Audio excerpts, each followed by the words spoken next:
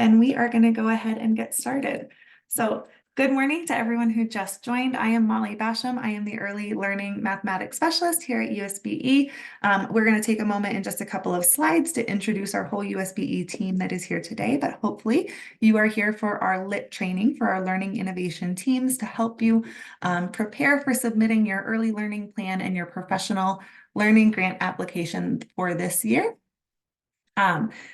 I mentioned this to those who are on right at 9 a.m., but for those who have been joining us in the interim, in the chat, we are sharing several links, one of which is the sign-in form today. Please do make sure that everybody gets a chance to sign in. If you are in a room, that everyone gets that link as well. In the links that we're sharing, there is also a link to engage through our Nearpod today. We invite you to join that way so that you have access to all the links immediately when we share those slides. However, we will be sharing our screen and dropping links into the chat if you're not able to join on Nearpod. And there is also a link to a Google folder that has all of the resources from today's session. If you don't want to try to access those as we're going and you want to just be able to reference back to them afterwards, you can do that. And we will also send a follow-up email to everyone who registered for today's session in Midas, where you will receive access to that Google folder. And as soon as it is processed, and access to today's recording in case you need to go back and watch it, or if there are members of your team who weren't able to be with us synchronously today. So as promised, I do want to introduce our USBE team that we have here today. I am Molly Basham. I am the Early Learning Mathematics Specialist, and I will let Krista and Trish introduce themselves. Christine is not here joining us, but she is part of our team and will be helping review your plans as they come through this summer. So Krista, do you want to introduce yourself? Thanks, Molly. Good morning. I am Krista Hotelling. I am one of the K3 literacy specialists at USBE. And we also have Denise with us, who is now also a K3 literacy specialist, just moving into this role. As many of you know, Julie Clark is now our early literacy coordinator. So Denise has moved into that spot. So your early literacy team is now myself, Christine, and Denise. So we're happy to be here with all of you today. And I'll pass it over to Trish. Hi, I'm Trish French, and I'm currently serving as the elementary math specialist. All right. So now that you know our team, drop those links into the chat again for those who have not had a chance to sign in. We have a packed agenda this morning. For those who have engaged in LIT training in the past, you may have noticed that our session today is going to be a half-day session rather than a full-day session. We are hoping that with the changes that happened this year during the legislative session, that we'll be able to cover our content a little bit more quickly now that the literacy side of the plan is scaled down. And we know that no one likes, including ourselves, no one likes sitting in a full-day Zoom training. So we are going to try to get you out of here by lunchtime. So for our first chunk of the day before our first break, we're engaging in our welcome right now. Krista is going to share an early learning plan overview and share a little bit about the literacy components that are still a part of the plan. I will share about the mathematics components. Then we'll take about a 10-minute bio break because no one wants to just sit on Zoom for 3 hours in a row. We have a couple breaks built in. After that break, we will have a rigorous hour or so of our meeting where I will share about how we go about setting our goals using our Acadience reading and math data. And then Krista will share about the components of the professional learning grant. We will have another break, and then we will pretty quickly talk about how to submit your plan, the system of support, some training options that are available, especially with the transition for many LEAs to using the ALO platform.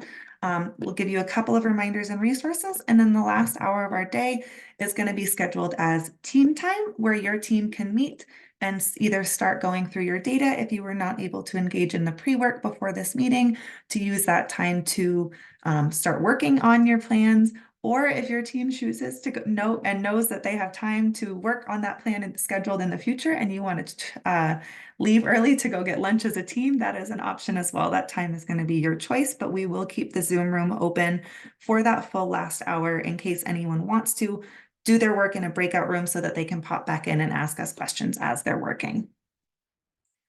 So I will give everyone just a moment to read our learning intentions and success criteria for today. I'm not going to read it to you because you are all adults who hopefully know how to read. So I will give you a minute to read that.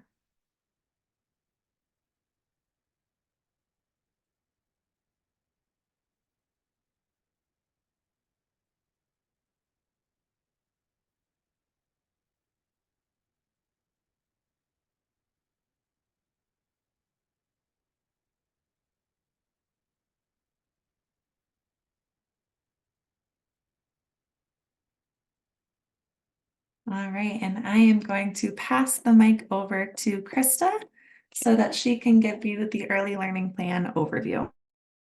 All right, thank you, Molly. So a few things that we're going to go over here with the early learning plan is, first of all, and there I am clicking on the wrong thing, and mine did not jump ahead, so I apologize. I will get to the right thing. The joys of Nearpod sometimes. All right, here we go. So the purpose of early learning is to establish an early learning plan that includes early literacy and early mathematics. So the plan does include both areas still. There are a few changes with this year. And this is where we're going to talk about those few changes. So the components will still be early literacy, early math, and then there'll be a little bit of some more information about the goals. But because of some things that happened during the 2024 legislative session, with the passing of SB2, the funding for what was the early literacy program has now been rolled up into the at-risk WPU. So there is no longer funding specifically for early literacy in Utah grants. So there'll be no submission of your plan into Utah grants because there's no funding. It is now just rolled up into that at-risk WPU starting July 1st, so the new fiscal year. And with SB2, it also repealed our 53F-2-503 was our early literacy program grant code.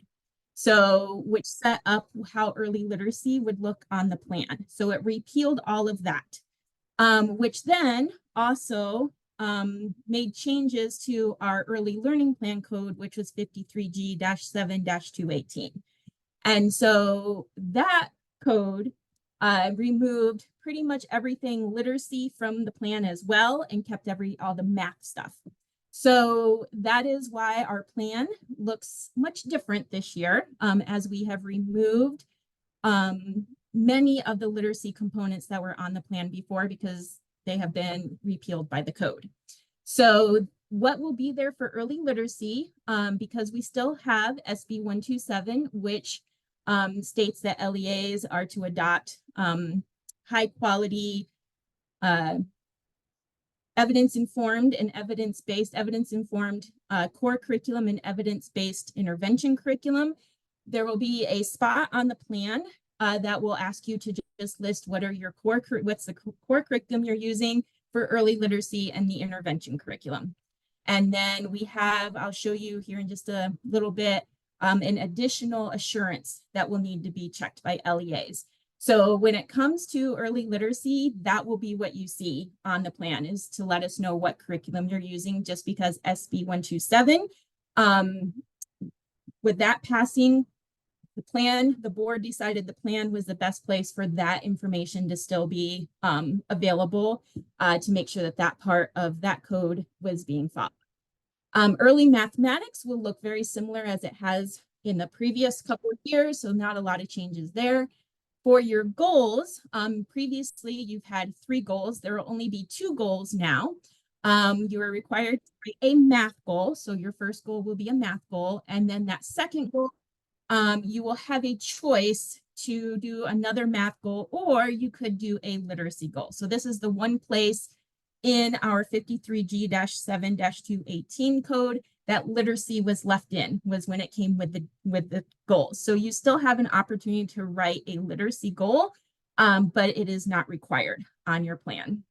The due date for your early learning plan is still September 1st by 5 p.m. And later on, Molly will go through what that will look like this year, because it will look a little different than it has in the past. Some other things to think about when you're thinking about your plan. unless your LEA has 95 to 100% of your students in that K3 space scoring in the above benchmark category and making typical or better progress, the plan should change each year so that you are continuing to improve that teacher expertise, that classroom instruction, and then that number one priority, our student outcomes. All elementary LEAs serving K through 3 students are required by state code to submit an early learning plan. And also it still needs to be taken to your local board for approval. That was still left in the code as well. So talking about early literacy, going to go just show you some of the changes that are made to your plan.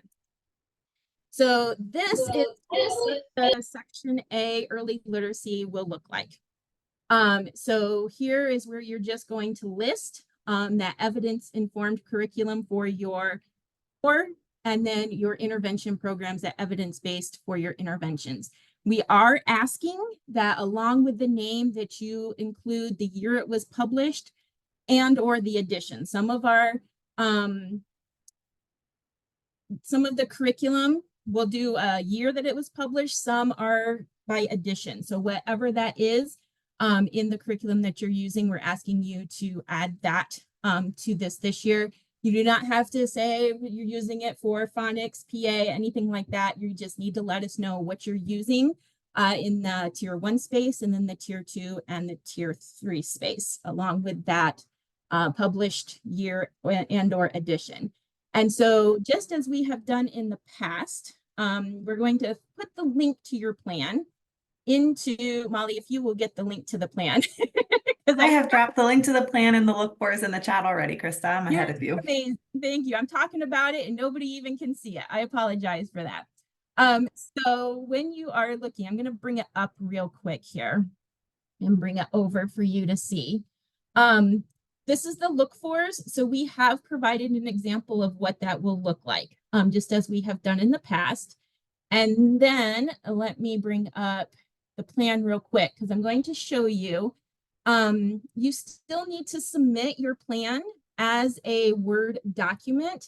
And so you will have to go through the steps to download this onto the computer that you're using to complete your plan. So once you open it, you can just come up here to File, and you will see Download here. Click Microsoft Word, and it will download it as that Microsoft Word document that you can go ahead and edit, fill out, and then you'll turn in for your approval and pre-approval. So they still need to be submitted as a Word document as well. But this will show you right here. This is your early literacy section now.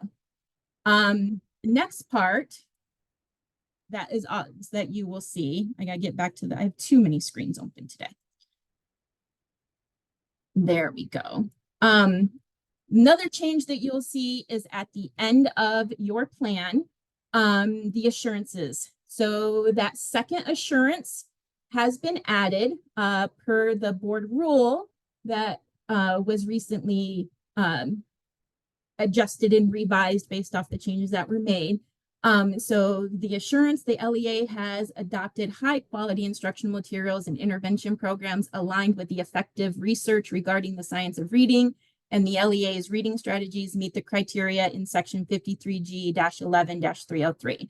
So that's the other literacy aspect to go with that SB 127 curriculum requirement. So that will, that assurance, need to make sure that's checked, but you'll notice that the assurances have changed just a little bit based off of the things that changed with what happened in session this year. And that is it for early literacy, much shorter than it has been in the past. So like I said, it's just keeping up with that SB 127 and then making sure that that assurance is checked at the bottom. And then later on this morning, we'll talk a little bit more about the goals and what can be done with those. So I'm going to pass it off to Molly. Oh, first, I'll see. Are there any questions about early literacy as far as the plan? I'll check the chat real quick. Or if there's any questions that you want to come off mute for. All right, I think we're good. If something pops up, don't be afraid to put it in the chat box. We're here to help answer those questions. And I'll pass it off to Molly, and she can provide much more detailed information about math. Thanks, Krista. And I am going to drop those links to the early learning plan document and the look for document into the chat again, because I know we had a couple people join as Krista was talking. So for those who just joined us, the link to the early learning plan is where you will go to download your own copy of that document. The look for is kind of your template with examples of what your answers might look like on your plan, things that examples of curriculum you might include, examples of things you might use to answer some of the questions, and examples of what your goals might look like. So those are both really useful documents that you will want to use. And as Krista said, you do need to download it as a Word document, and we'll talk more about submitting plans later on in our session today. But those do need to be sent to us as Word documents as well, because the email you're going to send them to isn't actually tied to a Google account. It's very fun. So we cannot open Google links if you share a Google link with us. But once you get through the early literacy portion of your plan, which is very short and sweet this year, you will come to the early mathematics portion of your plan. So I am going to drop several resources into the chat right now that may be helpful to you as you're completing your early mathematics portion of the plan. The first one is early mathematics resources, which I will talk a little bit more about when we get to question 2. The second one is our pre-K through 12 mathematics framework, our pre-K through 12 mathematics vision, and a document outlining what interventions look like in high quality mathematics instruction. So all of those are just resources that you might find helpful. They are all linked in our Google folder as well. But so once you've completed the short and sweet early literacy section of your plan, which is section A, you will come to section B on your plan, which is where you will discuss early mathematics. Question 1 asks what evidence-based curriculum is being used in Tier 1 instruction and intervention instruction for K-3 mathematics. So for that section, this is copied and pasted straight out of our resource, our look for document. You will just name the curriculum and any supplements, if they're applicable, if you're using a supplemental resource, that are being used for Tier 1 for instruction in mathematics classrooms at your LEA, and intervention programs and or strategies. I know not every LEA uses a math intervention program. If that's the case, you can list what kind of intervention strategies are being used. So for the core programs, you would list if you're using Ready Mathematics or Illustrative or Eureka. You just need to list it short and sweet. And if you are using a supplemental program like you're using Ready Mathematics and iReady software, you can list the software as your supplement. You do not have to, that is not required. And then for the interventions, list what interventions or strategies you are using. If you're using Bridges intervention, if you're using the Fact Fluency toolkits for intervention, just so that we have those, it's really helpful for us to have that information compiled. It's also really helpful in the future, if you're ever looking for a curriculum adoption and you want to know who else is using different curriculums, we can refer back to this list and give you that information, which I know a lot of LEAs have really appreciated. So the second question, question number 2, wait for Nearpod to catch up to me. There we go. Always a slight delay when you're using a co-teacher link. Question number 2 on the mathematics portion of the plan. As the plan stands these days, is probably the most complex question on there besides the process of setting your goals. So this is where that early mathematics resource link that I shared just a moment ago will be really helpful. It is also linked into the Nearpod if you're engaged in that way and you want to grab it.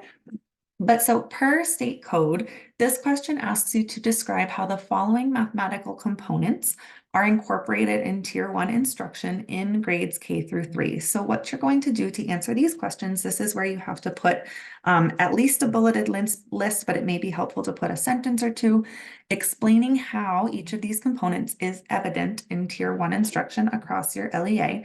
And those 4 components are conceptual understanding, procedural fluency, strategic and adaptive mathematical thinking, and productive disposition. So I will go a little more in depth about each of those and what we mean when we say those 4 components.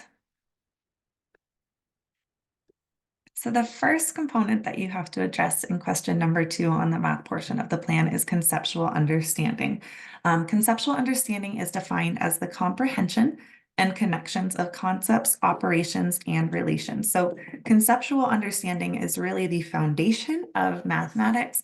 We want our students to have that foundational schema of the concepts that they're learning in math that are necessary for them to develop later skills and to develop procedural fluency. With that, many of you have successfully over the last few years submitted early learning plans to the state. If you are finding that you're struggling to write the portion of the plan for question number 2, highly recommend looking back at your previous plans and seeing what you wrote for these 4 components. Do a reflection on, are these components still being addressed in our LEA? Are they working? And use that previous plan that has been approved as a jumping off point for writing these components for this year. So after conceptual understanding, the next component that you have to address is procedural fluency. And procedural fluency is probably the component that we get the most questions about. But procedural fluency is defined in code as the meaningful, flexible, accurate, and efficient use of procedures to solve problems. And you may notice that it does not just say students are fast with their math facts.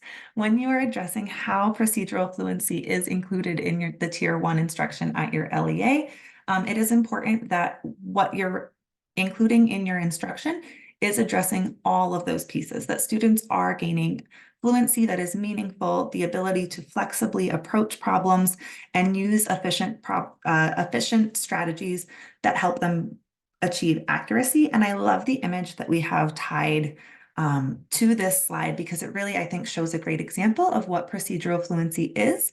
It is not just solving the expression 9 times 4 or 4 times 9. It is students having the ability to flexibly and meaningfully relate that expression to both the product, to the different representations for that product. And something that is also really important to remember is that fluency is built, as was addressed on the previous slide, through conceptual understanding. So this is going to be activities like utilizing number talks in the classroom. It's going to be meaningful fluency practice. It's going to be math games. We will not accept on the plan an LEA submitting that they are building procedural fluency exclusively through timed testing. There is a timed component on Acadience, which we know, which we could talk about ad nauseum. We have talked about it in our SMEC community and other math communities about why there is a time component for the sake of standardization. However, research shows that regular repeated time testing like that on a weekly basis that many of us probably experienced when we were in school is not helpful for students in building procedural fluency and can actually be very damaging. So your plan should not be saying that you are going to do regular weekly time tests or mad math minutes or any of those more traditional approaches to fluency, as we know that they are not the most successful. The next component that you will need to address in question 2 is how your Tier 1 instruction is addressing strategic and adaptive mathematical thinking. This is defined as the ability for students to formulate, represent, and solve mathematical problems with the capacity to justify the logic used to arrive at their solution. And on the slide, we have an image. I know it's a little bit small on the Zoom screen, but if you're in Nearpod, you can see it a little bit better. But of our standards for mathematical practice, which are included in all of our elementary core standards, they are the first page of each grade level standards. And those are the way that students really think about and engage with mathematics as they go through our core content standards. And we want to know what kind of things your LEA is doing to address those components. How are students looking for and making use of structure? How are they arguing and critiquing the reasoning of others in a productive way, using tools strategically, et cetera, in your plan? And there are some examples of how you can address that in the Look Fors document. And the last component that you will need to address in question 2 is how your Tier 1 instruction is encouraging productive disposition. This is the ability of students to see mathematics as useful and worthwhile while exercising a steady effort to learn mathematics. It is really how is your instruction incorporating that growth mindset mentality. I love the image where they're cutting the cannot portion off of the I can't do it, making it I can do it. What sort of pedagogy and practices are being implemented in the classrooms at your LEA to help students see mathematics as useful and helping encourage them to persevere when it is challenging. And as I said, and I will share the link one more time, that early mathematics resource document is going to be extremely helpful, especially if your LEA, I know we have at least one new LEA submitting a plan this year, a new charter school. If you are trying to completely revamp that section of your plan, this early mathematics resource document is broken down by those 4 components, and it has resources, links to articles, links to websites, links to some USBE and some national documents that kind of dive a little bit deeper into what those components mean. And also, if you're struggling to address those components and you want to schedule a meeting with me or to shoot ideas back and forth, I am more than happy to support you in that area, so that we can build a really strong plan for how your LEA is going to address those components in Tier 1 instruction for all students. All right, and we are ahead of schedule, which is always nice. We are going to take about a 10-minute break to give you a chance to digest what's just been shared about the early literacy and early math component of your plan.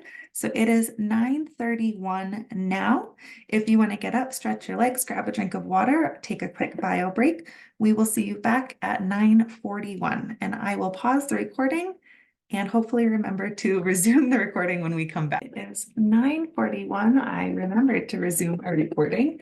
I'm going to drop our sign-in link, the Google folder, and our Nearpod link into the chat again, just in case we had folks join since they were last shared. Please do make sure that you sign in so that you receive credit for being in attendance today. We have now covered our ELP overview, our early literacy section of the plan, our early mathematics section of the plan. And I am now going to talk a little bit about how we go about setting our goals in the early learning plan. So now would be a great time if you were able to complete your homework for today's session, your pre-work, that it would likely be helpful to have that out in front of you. If you were not able to complete those, I am dropping a link into the chat for our 2024 literacy data analysis and our 2024 mathematics data analysis forms. These are optional worksheets to help you look at your data. You do not have to submit them to us. They are just a tool for you to pull all of your data into one place as you are looking at your Acadience math and Acadience reading data to help you write your goals for your plan. So without further ado, let's move into chatting about our goals. So for the 2024-2025 school year for your plan that you are going to be submitting this summer, the goal requirements have changed. Just as we all got used to having 5 goals, now we have dropped down to having 3 goals. So for your plan this year, everybody is going to be shooting to achieve the state growth goal for mathematics, which requires 60% of 1st through 3rd grade students to be making typical or better progress as measured by Pathways of Progress on Acadience Math. And then it also requires your LEA to set 2 local goals based on your Acadience data. One of those local goals must be a math goal. And then the second local goal, you get to choose whether you want to set that one for literacy or for math. So your plan could, if you choose, be entirely math focused this year outside of those few literacy questions that Krista addressed earlier with all of your goals set for math, or you may choose to set that last one for literacy and still have that target for the state as well. So per State Code 53G-7-218, goals must be measurable, they must address current performance gaps in student data, and they must include specific strategies for improving outcomes. So we have a structure for helping you do that I'm going to go a little bit more in depth in right now. And I am warning you, now is a good time to put your listening ears on. This is going to be some cognitively rigorous content that I am going to cover. We are available to answer questions and support you in writing these goals. Please do not think that today is the only time you're going to have the opportunity to hear this. It is also partly why we are recording today's session, and we will share some video links with you at the end of this training as well that you can use as a resource as you are setting your goals. So, as I mentioned before, we did send you over the past couple of weeks your data analysis pre-work. And for those who have completed this plan before, some of you were like, wait a minute, we used to get 2 worksheets in each content area. This year we only got 1 because of those statutory changes and because of the transition for many LEAs from using Amplify and ADM to using ALO. We wanted to simplify things based on the historical data that is available in ALO. So we combined our worksheets together, and we are also removing one goal type from the plan. In the past, you've been able to set either a maintenance goal, an increase goal, or a decrease goal. This year, there's not going to be a decrease goal. So for those of you who are like, why would we want a goal to decrease? Don't worry about it. It would have been about decreasing the percentage of students scoring below or well below benchmark, but we're not going to have that as part of our plan this year. We are just going to have those increase and maintenance goals based on the data that is available and accessible in ALO. So if you have your plans out in front of you, that will be helpful. We will talk a little bit about that first question on there where we are looking at the effectiveness of core instruction broadly as a tier 1 category. And we will also talk about how to utilize the longitudinal submeasure performance portion of that worksheet where you look more in depth at each grade level on the submeasures that are administered. And I am going to, for the purpose of our session today and trying to be mindful of everybody's valuable time, I am going to talk about analyzing the mathematics data analysis worksheet. The process that you use to analyze the math data is very, very similar to what you would do to utilize the reading data. We do not want to bore you by going through the goal process twice. There are videos available in the links that we're going to share at the end of our session that are in the Google folder that are recorded analyzing reading data specifically. And the process is similar, so you can use those as a resource either way. So question 1 that we want to ask ourselves, and the first question on both of your worksheets is our core instruction effective? Effective instruction is defined as at least 80% of our students meeting grade level benchmark from core instruction alone, from just that tier 1 instruction. So when you're looking at this worksheet, there is a lot of information on there if you filled it out. You have completed pulling data from beginning, middle, and end of the year for the past 3 years. We do ask when you're setting your goals that you use that 3-year longitudinal average because it gives us a better view of what your LEA, how your students and your teachers are performing broadly over time, rather than just 1 year. We know sometimes there is a grade level, a group of students who perform outside of your norm, and taking that average helps make sure that we have a more normal picture of how instruction is going in your LEA. So if we're looking at this example data on my screen right now, I would want to look at each individual grade level and ask myself that question: has this core instruction been effective? And when I'm looking here, I noticed right off the bat that in 3rd grade in year 1, they were meeting and achieving that 80% of students meeting at or above benchmark all throughout the year. They started the year at 82% and they maintained that throughout the year. So yes, 3rd grade is meeting that. Now, if I look at year 2 and year 3, they weren't quite meeting that 82% of students at or above grade level, but in year 2, they almost met it at middle of the year and just dipped a little bit at the end of the year, but we're still above where they started the year. And in year 3, they increased to 79% as well. So they were really, really close. 3rd grade, for me setting my goal, probably would not be the grade level I would want to focus on, because it looks like that whatever instruction my hypothetical 3rd grade teachers are doing is very effective. However, if I look at my other grade levels, in K1 and 2, in year 1, I noticed that all 3 grade levels had a dip from beginning of the year scores to their end of the year scores. They all started out right around 70%, and both kinder and 1st grade dipped to closer to 60%. 2nd grade dipped down to 69%. Those might be areas that I would want to focus on. So I'm going to look a little bit more and see what happened in year 2 and in year 3. In year 2, in year two, sorry, and year three, first grade, if I'm looking at their scores, sorry, I'm putting my mouse over my own screen as if you can see it and you can't see what I'm doing. First grade was able to increase at the end of the year in both year two and year three. They started that year in the 50% range and got up to 74% in year two, 66% in year three. So while they're not meeting that 80%, they are trending in that positive direction, really making growth from beginning of the year to end of year. When I look at kindergarten and second grade, both of them saw the percentage of students scoring at or above benchmark decreasing from the beginning of the year to the end of the year in year two and in year three. So those would be grade levels where I would want to dig a little bit more deeply into the submeasures to see what's going on and why their instruction hasn't been quite as effective in the tier one to be meeting the needs of all students and at least keeping, if not improving, the percentage of students scoring at or above benchmark. So if this were my LEA and I were setting my plan, kindergarten or second grade would likely be where I would want to focus setting my goals, because those are areas that this LEA is demonstrating need.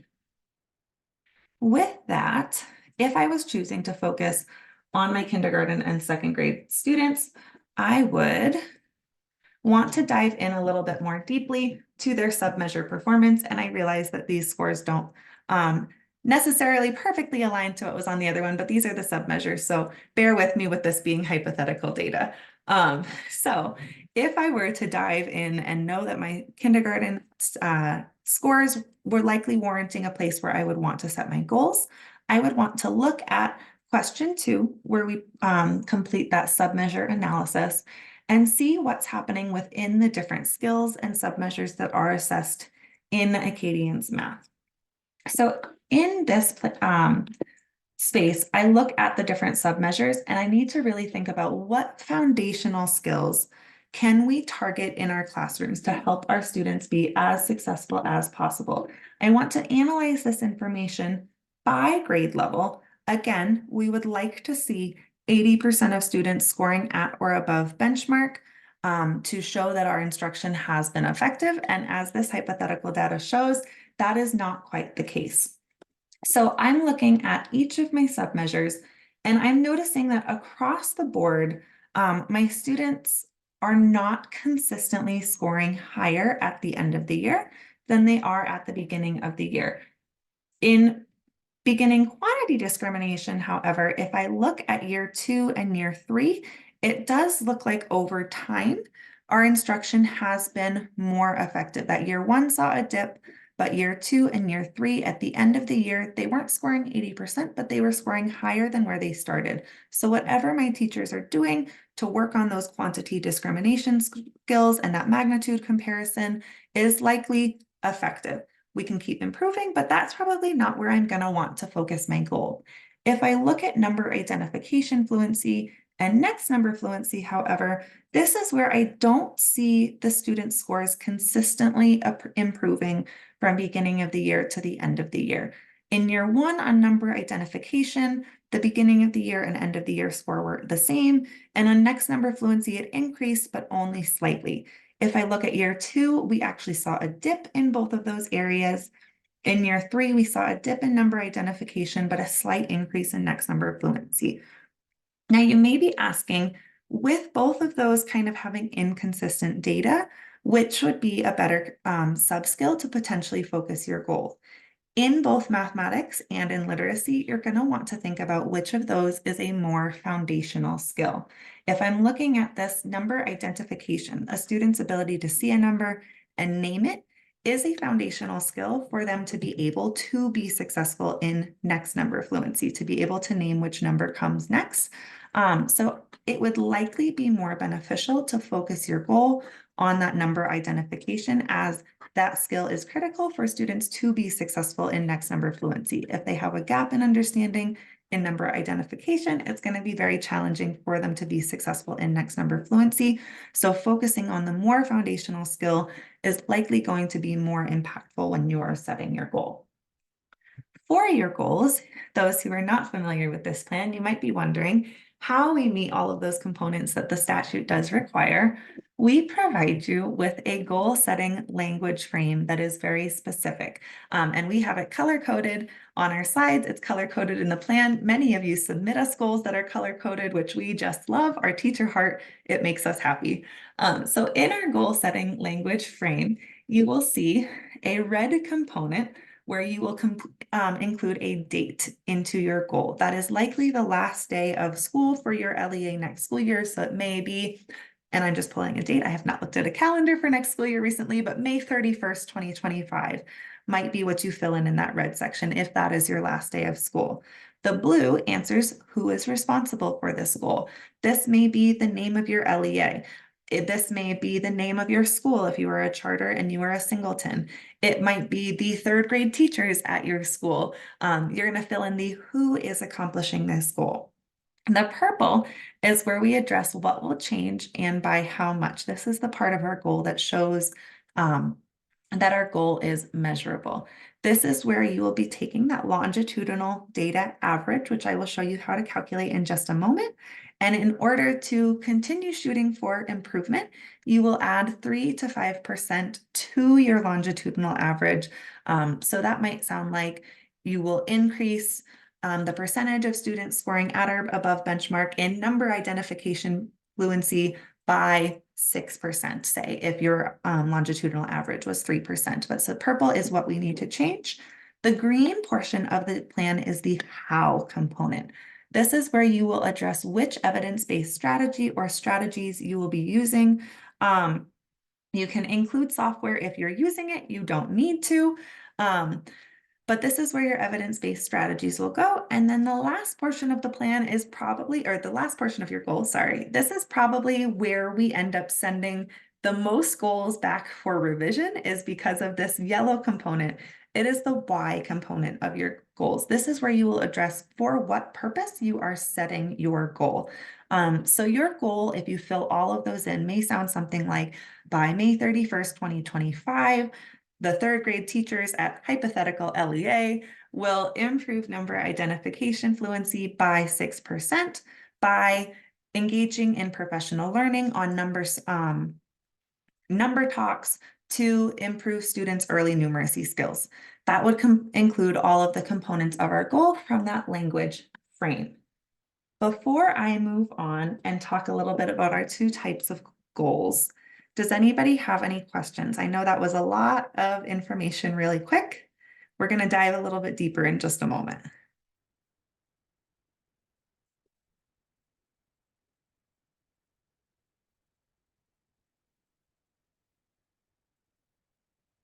Applying wait time over Zoom always feels super long as a presenter, but I wanted to give folks an opportunity to ask their questions if they need to. So as I mentioned previously, there are two different kinds of goals. I see a question in the chat. Please explain the why in my example. Victoria, can you explain? I'm going to share two examples of goals in writing in a second, so I might address that in just a moment. If you want to hold on to that question, if I don't give it to you, if I don't give you an answer, ask it one more time, okay? All right, so we have, no problem.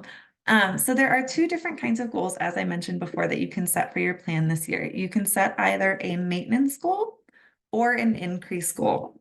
We get a lot of questions about why your LEA might want to set a maintenance goal, and I'm going to explain that to you in just a second. If your data, your longitudinal average of your 3 years of data, is showing that the percentage of students at or above benchmark at the beginning of the year is higher than the percentage of students at or above benchmark at the end of the year, a maintenance goal is going to be the most appropriate goal for your LEA to set. Now, the reason behind this, if you think about it, if you have a percentage of students who are scoring at or above benchmark at BOI that is higher than the percentage of students that are scoring at or above benchmark at end of the year, that means that you are, for lack of a better term, losing students who were scoring at or above benchmark and now are no longer. So that tier 1 instruction is not effective for those students. So setting a goal to at least maintain the percentage, have the same percentage of students who started the year at or above benchmark, finished the year at or above benchmark, is still an ambitious goal if previously you had that percentage decreasing at the end of the year. So we're going to talk a little bit more over the next couple slides of what that might look like.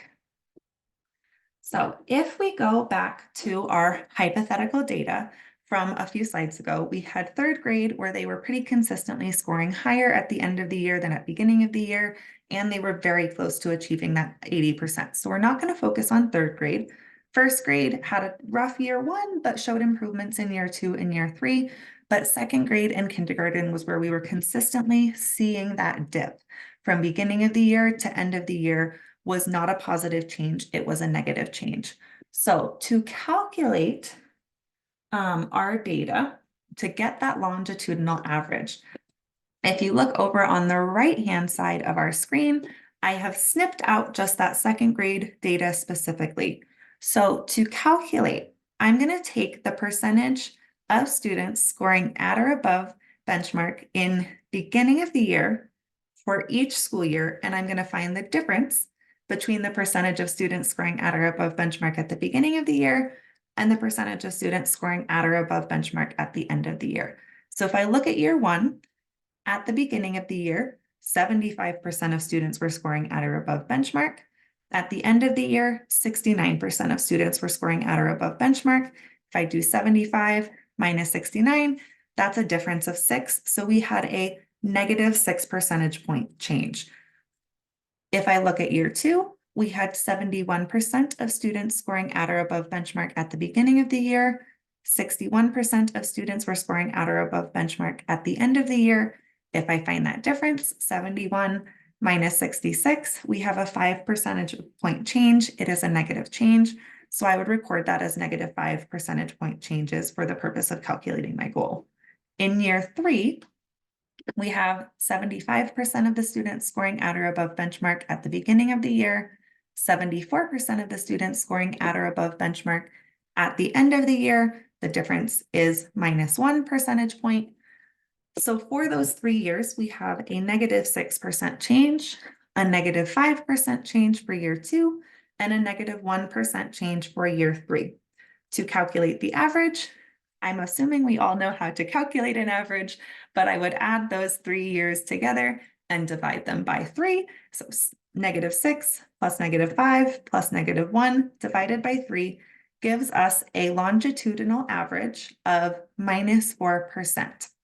When you're setting your goals, if your longitudinal average is negative 3 or lower, you are going to need to set a maintenance goal.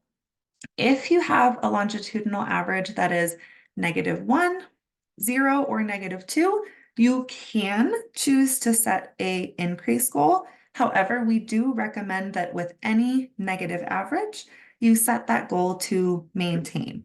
Molly, sorry, can I Yes, ask a quick question?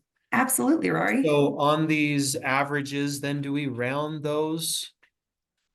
Yes, if you end up with a excellent question, Rory. If you do end up with an odd numbered total and you end up with a decimal point for your average, go ahead and round those. We will use standard rounding rules and round up if it's 0.5. And if it's a 0, it'll truncate. It's just divided by 3. So we'll never get anything other than a 0 or a 0.5. But yes, excellent question, Rory. You would round those goals. And if there's ever a discrepancy between our data and what you're seeing, please feel free, if we send your plan back to you and you're not sure of why we're getting different numbers than you're getting, please reach out to us and ask. We are happy to have a conversation to make sure that the numbers we're getting align with the numbers that you're getting so that everyone understands where those numbers are coming from. So if in my hypothetical LEA, I had that average of negative 4, I would choose to set my maintenance goal, which means I don't need to do any further calculations. I would go about writing my goal. So using our sentence frames that I discussed before, my goal might sound something like this. By June 1st, 2025, my LEA will maintain the percentage of second grade students who are scoring at or above benchmark on the Acadience Math Composite from BOY to EOY by providing ongoing professional learning and job-embedded instructional coaching with all second grade teachers, including classroom observations and feedback on implementation of number talks and numeracy routines, to increase the likelihood of students scoring at or above benchmark at the end of the year. So Victoria, you were asking more about the why in the example. The yellow component of the plan is that why. What is it that you're trying to accomplish? Why is that? So in this place, we're trying to increase the likelihood of students scoring at or above benchmark. You might be trying to improve students' early numeracy skills. You might be trying to specifically target students' magnitude comparison skills. If you were using a submeasure like advanced quantity discrimination or beginning quantity discrimination, it's kind of going to be, what is your reasoning behind choosing this goal specifically? What is the outcome that you're trying to include and why? Does that answer your question? Awesome. Can I ask one question? Yes, absolutely. So what if you had 2 years where it decreased, but then 1 year it did increase? You would have to make a growth goal and not a maintenance goal. It depends on what your average is. So if you had 2 years where it decreased and say they were both like -1%, but then your increase was +5, when you took that average, you would still end up with a positive longitudinal average. So you would set an increase goal. It's very dependent on how significant the magnitude of those decreases was compared to the increase. You're always going to want to set your goal based on that longitudinal average, especially if that increase was the most recent year. Your LEA likely made some kind of instructional change that is working. So we want to set that ambitious goal to continue improving. Does that make sense, Lisa? Yep, perfect. Thank you. Awesome, you're welcome. All right, so maintenance goals are one option if you have that negative longitudinal average. If you don't have a negative longitudinal average, if it's 0, or if your longitudinal average turns out to be a positive number, you would want to set an increase goal to continue improving the percentage of students who are scoring at or above benchmark at end of year compared to beginning of the year. So these indicate that you need to focus on core instruction and set a goal to increase that potentially. That might be what you want to focus on for your math goal or your optional literacy or math goal. So if we think about the hypothetical data that I shared with us before, we're going to focus specifically on, like I talked about before, number identification fluency, because it is a foundational skill for next number fluency. And we know that it might likely focusing on number identification fluency will help our students. If they're able to identify numbers successfully, will likely help them also build their skill in more successfully naming the next number and using those strategic counting skills. So I'm looking at this data, and as you can see, this is kind of a great example of what Lisa just talked about, where the data kind of does different things each year. In the first year, from BOY to end of year, that number stayed the same. So I had a 0% change. In year 2, my percentage of students scoring at or above benchmark actually did decrease a little bit from beginning of the year to end of the year. But then in year 3, we saw that increase. So if I pull that data out like I did before, and we look at our numbers, in year 1, if I'm comparing beginning of the year percentage to the end of the year percentage, 55% compared to 55%, that difference is 0%. In year 2, I'm comparing 55% of students scoring at or above benchmark in the beginning of the year to 52% of students scoring at or above benchmark at the end of the year. That is a -3% change. And in year 4, at beginning of the year, we had 54% of students scoring at or above benchmark. At the end of the year, we had 58% of students scoring at or above benchmark. So we had a positive 4% change. So in this case, where the first year we maintained the percentage, the second year we lost some students who were scoring at or above benchmark. They were no longer scoring at or above at the end of the year, but in year 3, we had an increase. If we add those 3 together and take the average, we end up with a positive 1% change. Since that longitudinal average is a positive change, what we're going to do to set our goal, we're going to take that longitudinal average of positive 1%. And since our goal is not to always continue with the same change, we want to continue improving and set goals that are ambitious, your LEA would add 3 to 5% to that longitudinal average to set your goal and have it be both ambitious, but also attainable. We don't want to set a goal to increase the percentage of students scoring at or above benchmark by 50% in one school year, because it is unlikely that you'll be able to make that significant of a change over such a short time. So 3 to 5% change has been what we have found to be attainable within one school year. So with my longitudinal average being 1%, I could add 3 to 5%. So setting my goal, I would want to set a goal to increase either by 4%, 5%, or 6%. And your LEA gets to make the choice of how ambitious you want to be. A 4% change is going to be more attainable. A 6% change is going to be a little bit more ambitious, but you can pick any amount within that range if you're setting an increased goal based on your data. So an increased goal example might sound like this. By June 1st, my LEA will increase the percentage of kindergarten students who are scoring at or above benchmark on Acadian's math number identification fluency from BOI to EOI by 5% based on the data we just calculated, by providing ongoing professional learning with all kindergarten teachers on number sense routines to develop a strong foundation in students' number identification skills. That goal includes our when, it includes our who, it includes our what, our how, and our why. It has all 5 components of what our goal needs to have. When you're setting your goals, for all of our LEAs that are returning LEAs, so the exception of only one, when you're setting your goals, it's also helpful to reflect on last year's goals, determining why a goal wasn't met and adjusting if needed. If you have a goal that you know based on your internal calculations that your LEA is not meeting, looking at it, thinking about why that goal may not have been met, and determining if it makes sense to set a similar goal this year and continue focusing in that area, or if maybe you need to shift your goal to focus on a more foundational skill, to focus on a different grade level, etc. One thing that I do want to point out when we are setting our data, setting our goals based on our data, something that we see very frequently is folks wanting to set their goal based on a cohort of students. We do not set our goals that way for a reason. Part of it is that we can never predict exactly how students will score in any given year.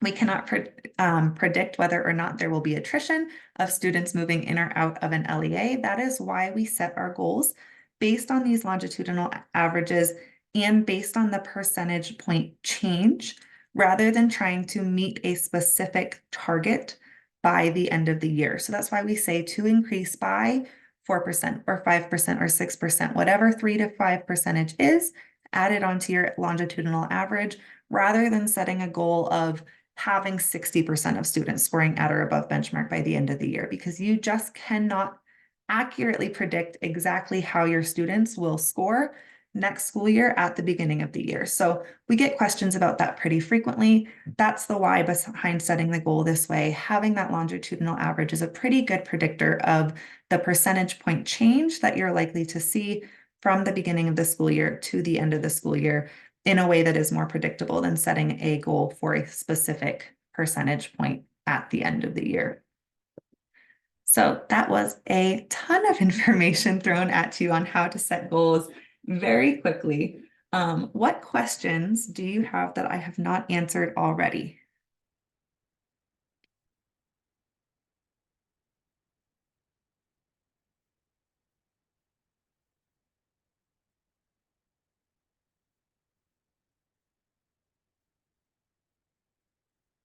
Want to provide adequate wait time for anyone to type in the chat or come off mute if they need to. As I said before, setting your goals can be a rigorous process. We are happy to help you and hop on a Zoom call or a phone call while you're setting those goals. We're happy to bounce emails back and forth if needed. And we'll talk more about how you submit your plans later on today. But know that when you submit your plan to us, it is not hard and fast finish. We will provide you with feedback, and we are happy to dialogue if you're not understanding where our numbers are coming from versus the numbers that you calculated. Molly, So, I have a question. yeah, I'm sorry to interrupt. I'm from Canyon Rim Academy. no, please do. I maybe this should be like, maybe I should talk to you later, but based on just this Acadience data, I'm looking at specifically second grade.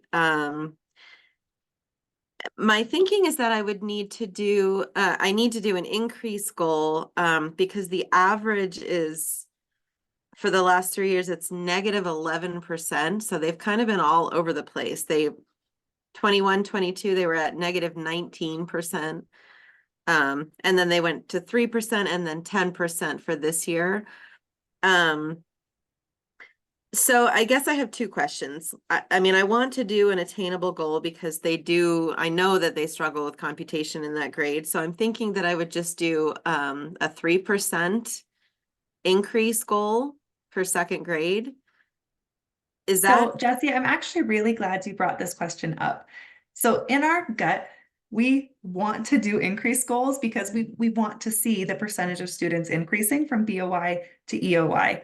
However, in an instance like that, where your longitudinal average is negative, we want your goal to be realistic.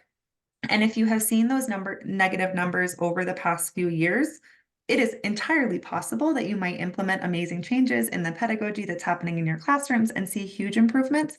However, we don't want your LEA to end up in the system of support because you set a goal that might have been overly ambitious. So this would be a place where we would recommend a maintenance goal as your official goal that you submit to us that we have to put in our system to run your numbers through at the end of the year. Because with that, since your students have historically seen that dip from beginning of the year to end of the year, if you set a goal to maintain, that would be an improvement from where things have been in the past. That would mean that the percentage of students who started the year at benchmark, if you're able to maintain, that same percentage of the students is still at benchmark at the end of the year, which means your tier 1 instruction was effective. It kept the same percentage, even if it didn't move that percentage in the positive direction. It is better to have that percentage stay the same versus have that percentage go down at the end of the year. So that's a big part of why we would recommend a maintenance goal. And you can set any goal internally. If you have an internal goal that you want to actually see it increase, that's totally fine. We recommend that maintenance goal because it is more attainable if historically you have seen those numbers dropping, to set the goal of we just want to keep every child who starts the year at benchmark and have them finishing the year at benchmark. okay?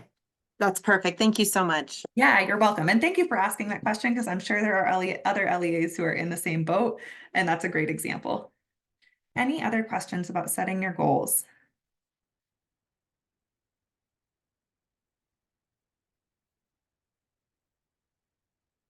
All right, if anyone has other questions and they want to, where is the state goal listed? It is listed in board rule R277-406, which I will put in the chat, or I can't talk and type at the same time.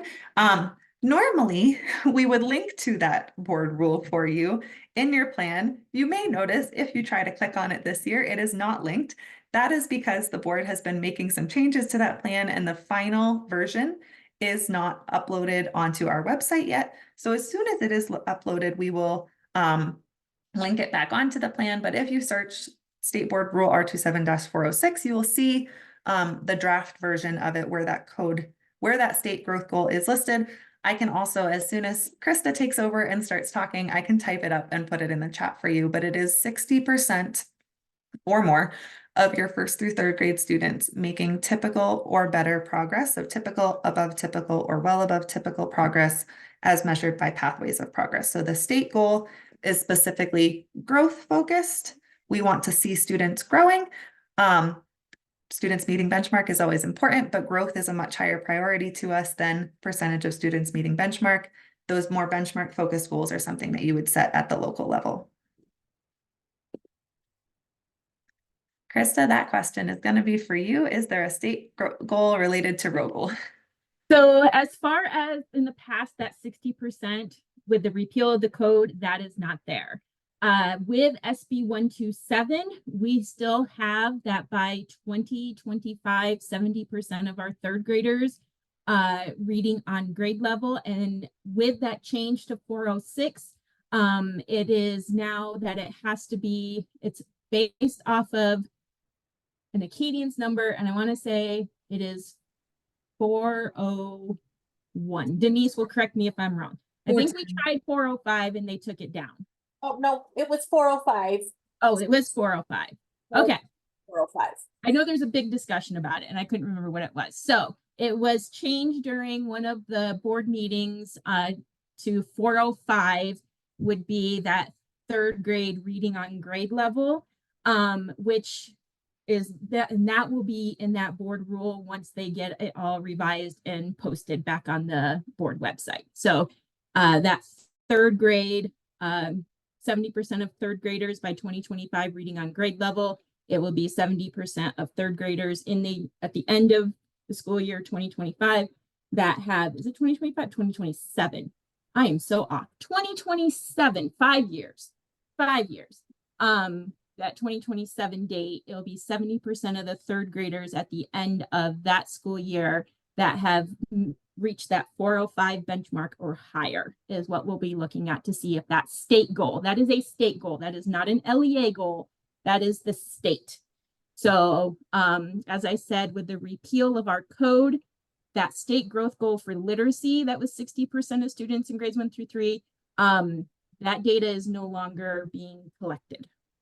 So we still want you to reach for that. We still want you to internally look at that pathways data for literacy.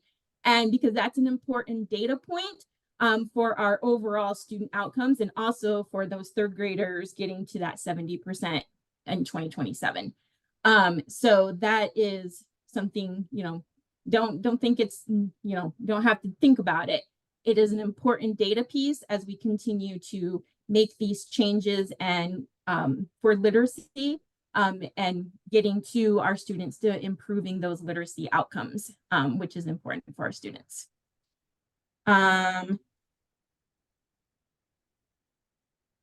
Yes, Jody, and we're going to go over, I don't know if you've been, if you have attended any of the assessment team is doing a lot of ALO training to help support LEAs with that. We're going to go over, if you haven't been to any, there's some upcoming dates for it, and we're going to share those at the end.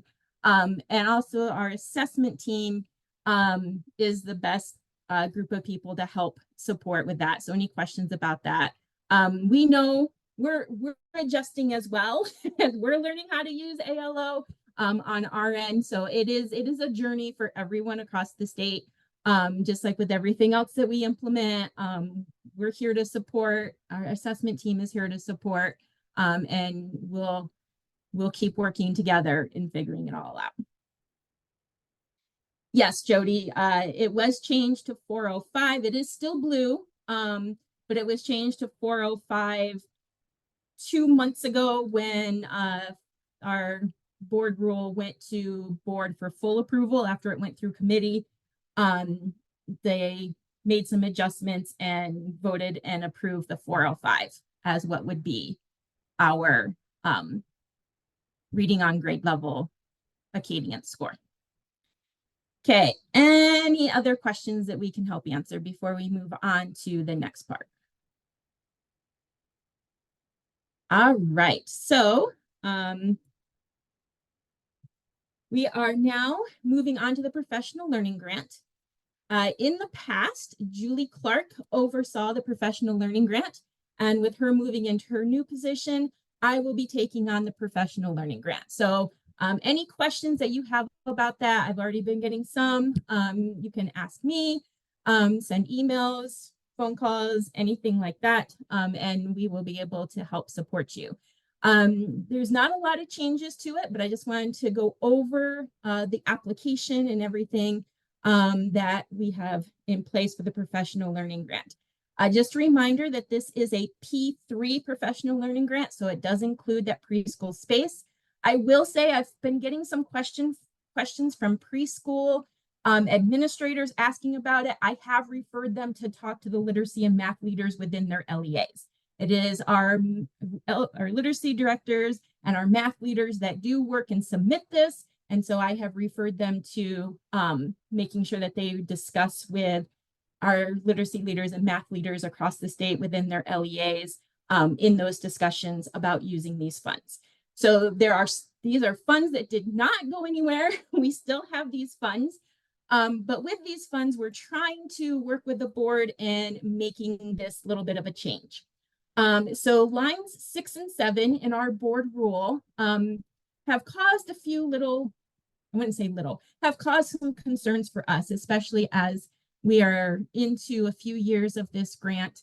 And what lines 6 and 7 say is that if there's any unused funds from an LEA, that they get deducted from the next fiscal year, which we're finding just because of when numbers get reported for budgets. There's a delay in what we have as what was spent and what was not spent, which our concern is that we have LEAs that are expecting a similar amount and then 2 years ago didn't spend it all, and then we deduct it and they're not getting that amount. And these funds are very important for our LEAs. And so we have gone to the board asking to have lines 6 and 7 stricken from this board rule so that we do not have to deduct funds every year. On Thursday, it goes to full board for approval. So after Thursday, we will know for sure about these 2 lines.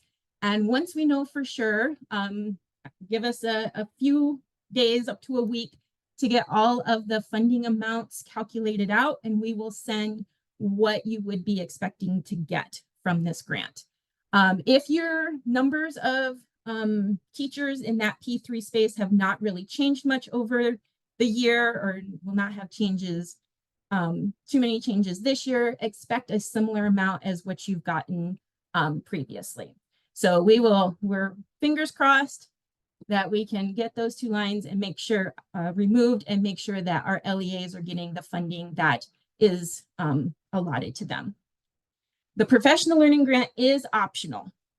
So it is not required for an LEA to apply for these funds. They are available to every LEA. Our calculations are based off of every LEA. And we'll talk about when you see the application, you have the opportunity to waive the funds. And then we'll go through a budget reallocation and let you know LEAs that are receiving the funds and any of those unused funds will get redistributed back out to the other LEAs that are participating. So will what we currently have in our grant be part of next year or not? We are going to find out. So whatever you have been getting, expect that about the same amount.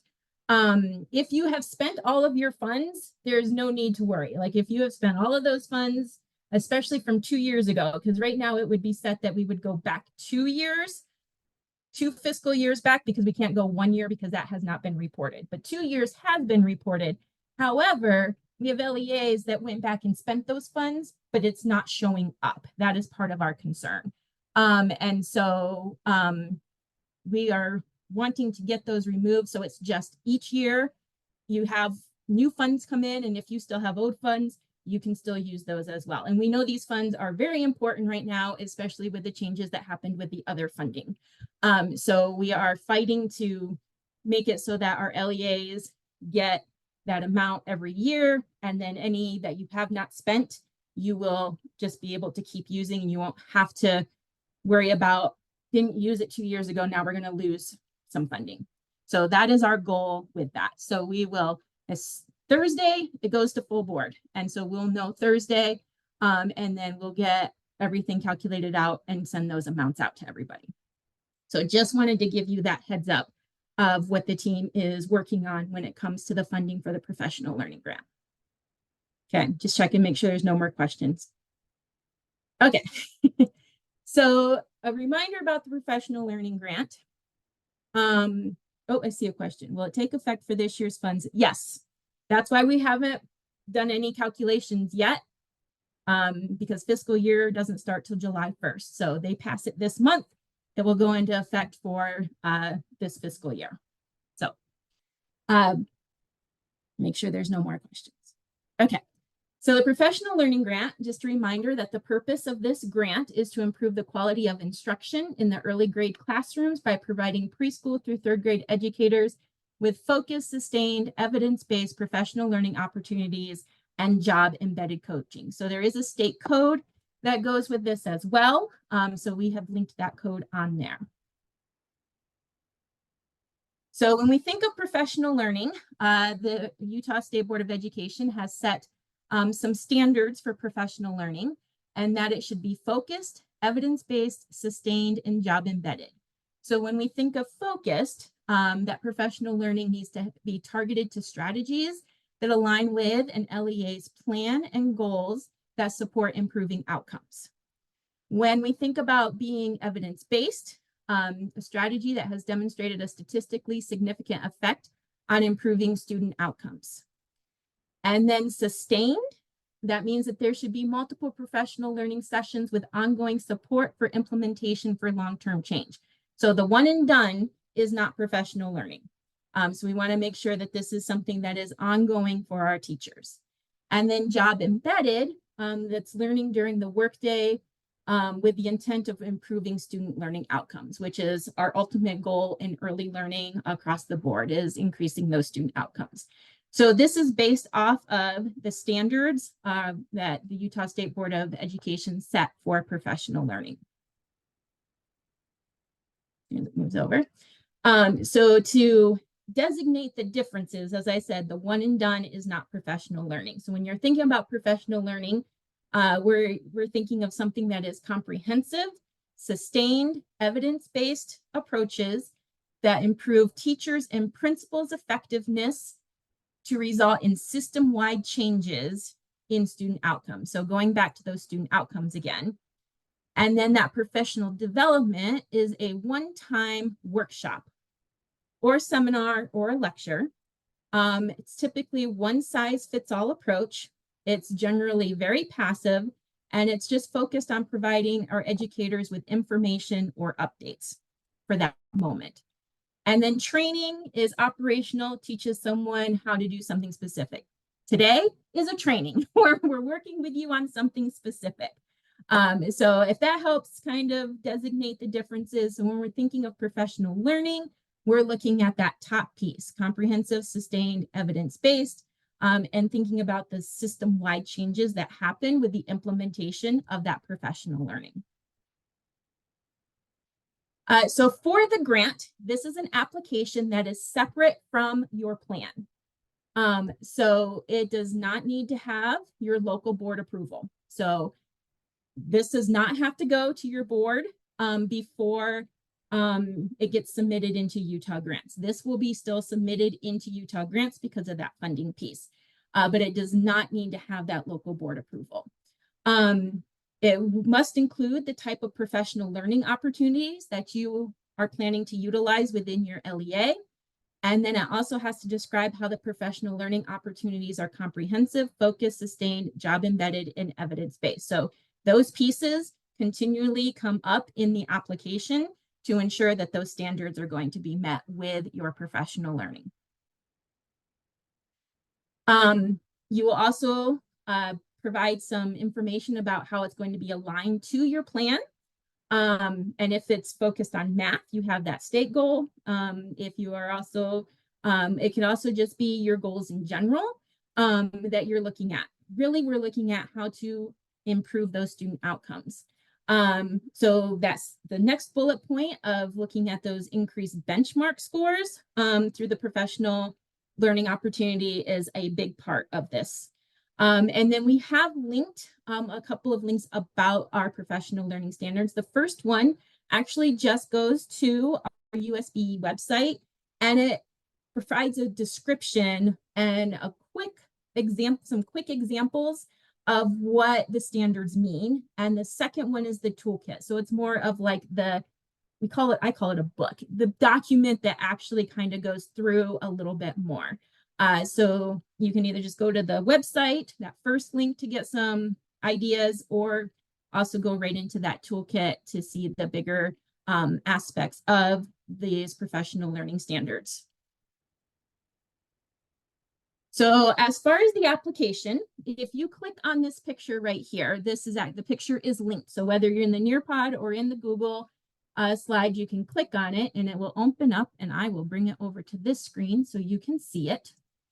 So this is the application for this year. Just as we did with the plan, you will want to go up here to File, come over here to download, and download it as a Microsoft Word document. So even if you are not going to apply for the funds, you still have to submit the application marking that you're waiving the funds. So if you opened it, go ahead and get it downloaded right now because you're going to need it one way or another. And then once you get it saved to your desktop or to a file, you have access to go ahead and do your editing. Once again, this will be going to our team shared email, which is not associated with a Google account at all. And so we won't be able to open any Google document. So Word, Microsoft Word, if you get it downloaded as a Microsoft Word, then you already have it set to go. So this is what it looks like. If you're looking at it right now, you're probably thinking this is very similar. You are correct. Not a lot of changes to the professional learning grant application. So all LEAs need to complete their LEA name and date, and whether you're applying for P3 professional learning funds or you're choosing to waive. So this first part, that needs to be completed by every LEA. Since this does not need to go to your board for approval, last year we made an adjustment as far as like getting pre-approval from the team. That can happen all the way up until August 28th. And then so that they're ready for final submission into Utah Grant September 1st by 5 p.m. If those of you who did this last year, there was a delay in this grant opening up in Utah Grant. So Julie had made quite a few adjustments to even the date into Utah Grants. We'll see what happens this year. We'll work for getting it up and running in mid-July. And so you would have July, middle of July, all the way to September 1st to get a chance for the team to look at it and then just go ahead and apply for those funds. So I will keep you updated on that. My goal is that I work with Utah Grants and they do get it in there, get it set up middle of July, and I can let everybody know, hey, you're good to go. And as we review your professional learning grant, say good to go, you can just go right in and get it submitted and you don't have to hold on to it. But you have until that August 28th for giving us a chance to look at it, give you feedback, and then have it ready to go into Utah Grants no later than September 1st by 5 p.m. And let's see, I've lost, there it is. Okay. Going on to the next part. We have just a little review for you real quick. We just want to see after all of that, and plus we've been sitting here for a little bit, so little brain break, I guess. Just some general statements about the professional learning grant. And so you have these choices down here of words. You can go ahead and place them to fill in the blanks to complete these statements about the professional learning grant. I'm just going to give you just a couple of minutes. Like I said, just kind of like a brain break after all of this, just to go through and fill in some information about the professional learning grant.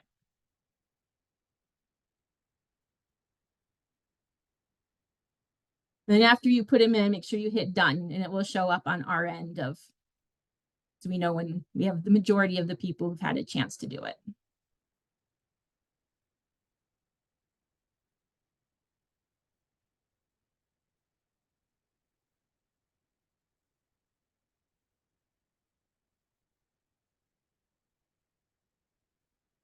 We have some scores coming in.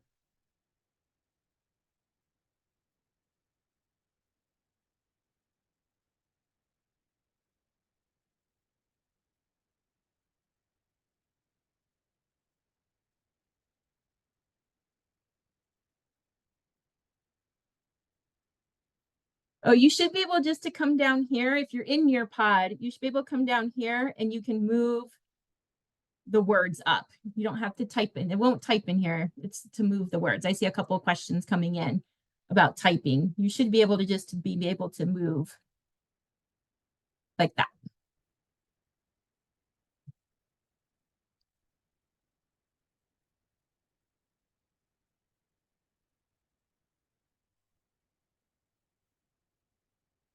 Okay, Molly told everybody to have their listening ears on, start of the goals, and people still have them.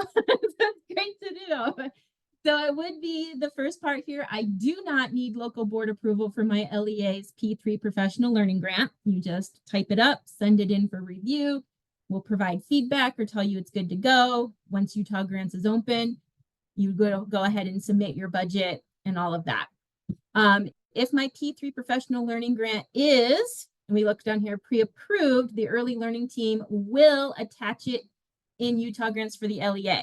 So that part I didn't say yet, but if you remember from last year, a couple years now, we've been doing that. So you have us see it by August 28th.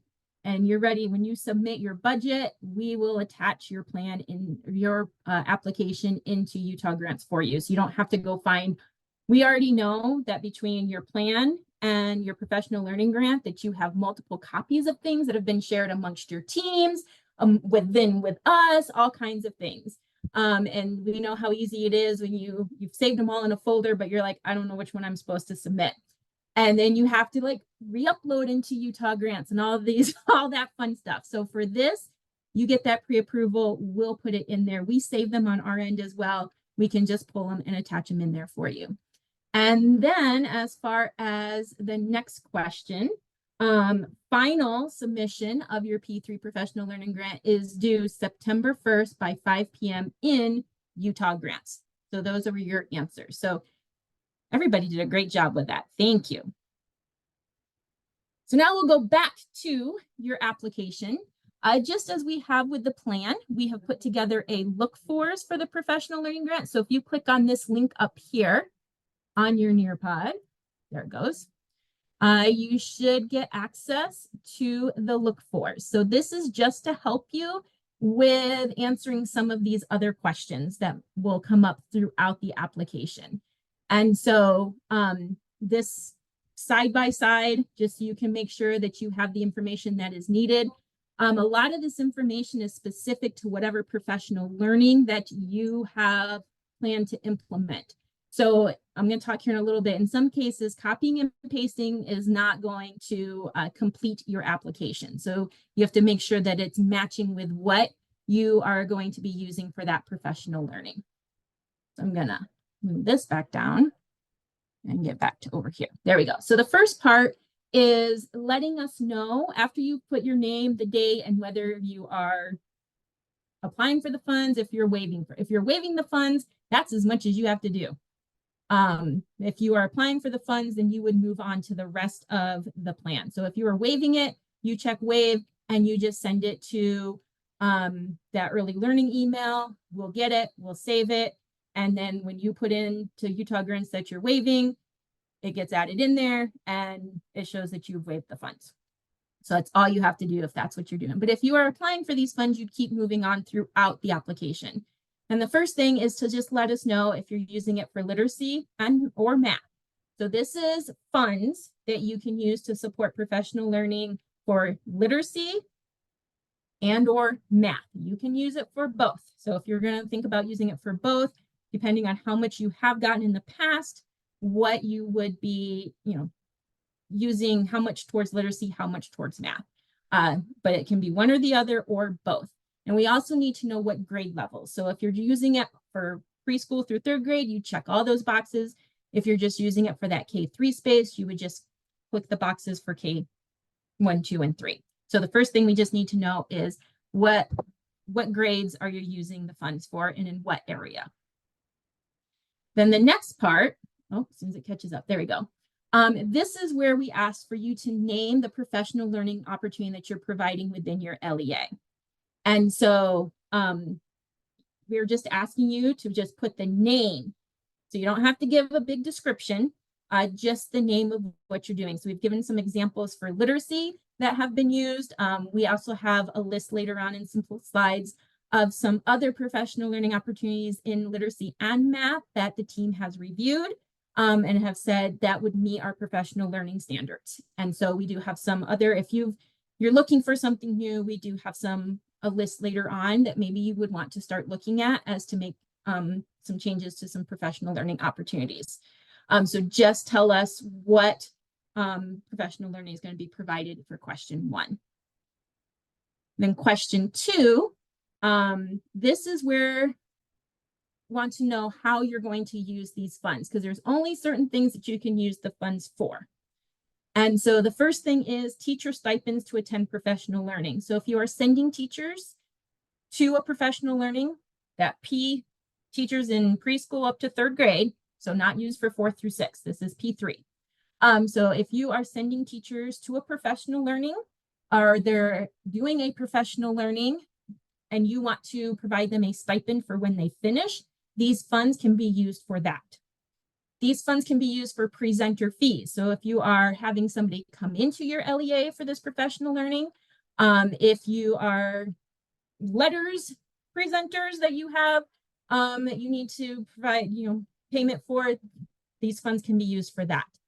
Coaching support. So if you are finding your coaches need some more materials or anything to help with their job embedded jobs that they're doing with their educators, these funds can be used for that. Substitute teachers. So if you are sending your teachers are going off campus for a training and you have to bring in substitutes, these funds can be used to cover the cost of the substitute teachers.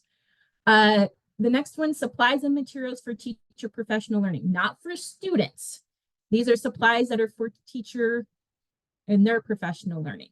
So if you need to order books for professional learning, these funds could be used for that, the books that the teachers would be using, not for students. And the last one, which we think is probably pretty important for everybody this year, is for a coach. So supporting the salary and benefit of a coach in that P3 space for literacy and or math. So with the changes in our previous funding, we know that this might be a big area that a lot of our LEAs are looking at to help support the coaches within their LEAs. So these funds can be used to help support the salary and benefits of having a literacy or math coach. So these are the funding uses. So we just ask, and this is what you will see in Utah grants as your options. But to give us an idea and to help understand the rest of your application, we ask you to tell us, what is your plan for these funds? What are you going to use them for to help support that professional learning? Okay. So then the next question is just to describe how the professional learning opportunities are comprehensive, focused, sustained, job embedded, and evidence-based. And so here on the look fors, here is I said we provided a list. So here's the list on the look fors, and we also have it in a slide later on of some different professional learning opportunities that we have reviewed as a team and have said they meet these standards and can be used for this grant. That doesn't say you can't use something else. I just want to put that out there. But your descriptions that you're going to add throughout your application, it's going to help us understand what the purpose is. So make sure you're very clear.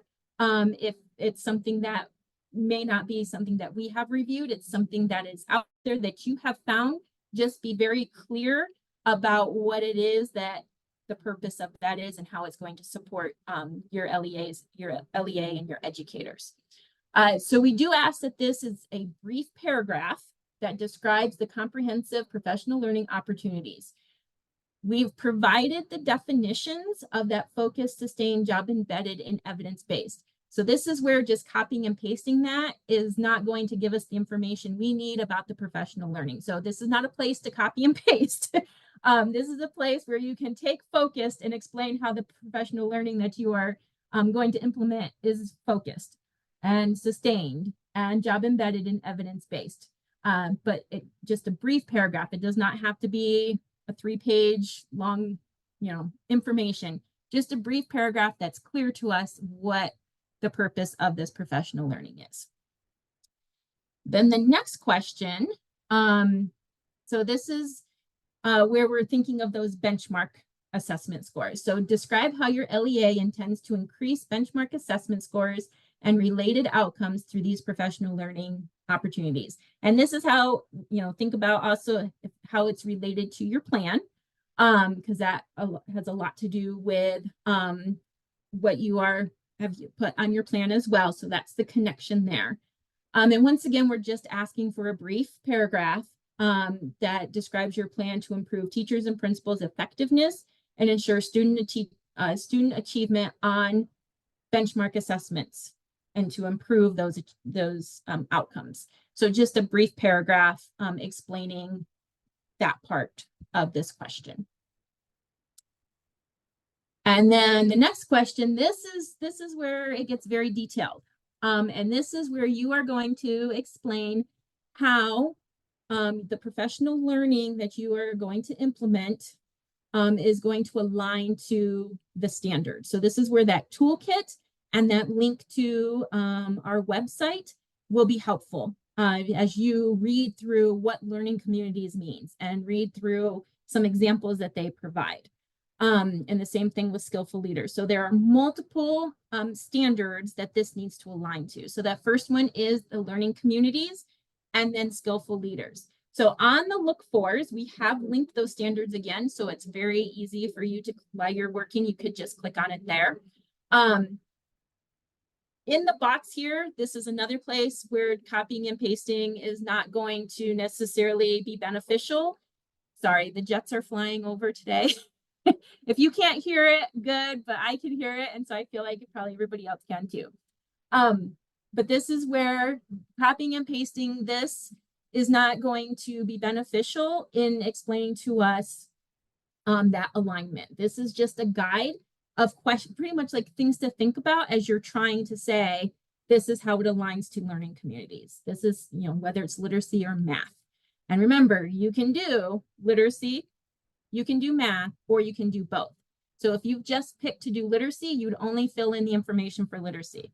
If you're choosing to use the funds just for math professional learning, you would just fill in the math side. If you are doing both, we need to have answers in both places.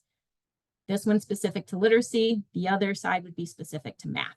So that would be how you are looking at this question. Now, there are more standards than just these two.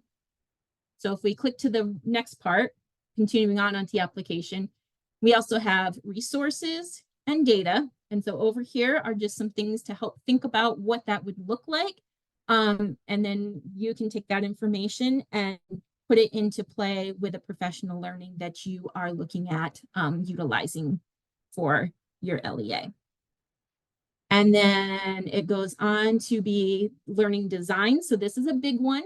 We've given a lot of ideas to think about for this one. So thinking about, and it even says integrating those theories, research, and models into that professional learning. So over here on the look fors, when you're looking at that, you'll be able to see what some of the information is that would help answer that question. Then we have implementation and outcomes. And so there's some information for that.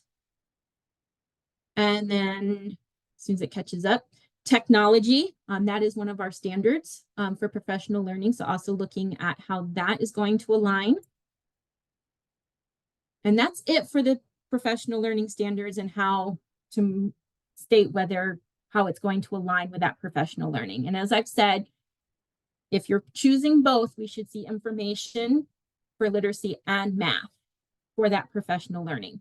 Aligns with what those standards are, but also with what you're saying you're going to be utilizing as professional learning in those two areas. We do have some assurances to make sure that are checked if you are applying for these funds. So you need to make sure that these are marked before it can be submitted and reviewed. In order to get that pre-approval from the team, these have to be checked. So that first one is just that you're in compliance with that state code and board rule applicable to this program.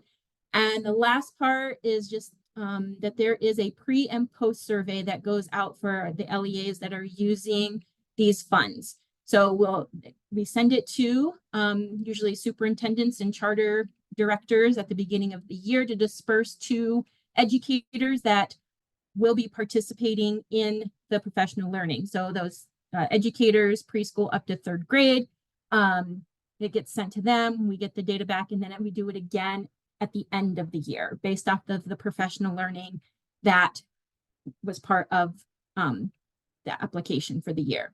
So there is that gets done. And so we just have the assurance on there that it is part of the professional learning grant.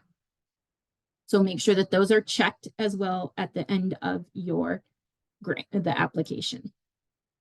So our next slide, before I move on, because now I'm, are there any questions about the application? We'll talk about submitting it and everything here in just a second, but I just want to make sure there's no questions about the grant in general or the application. Doesn't look like I missed anything.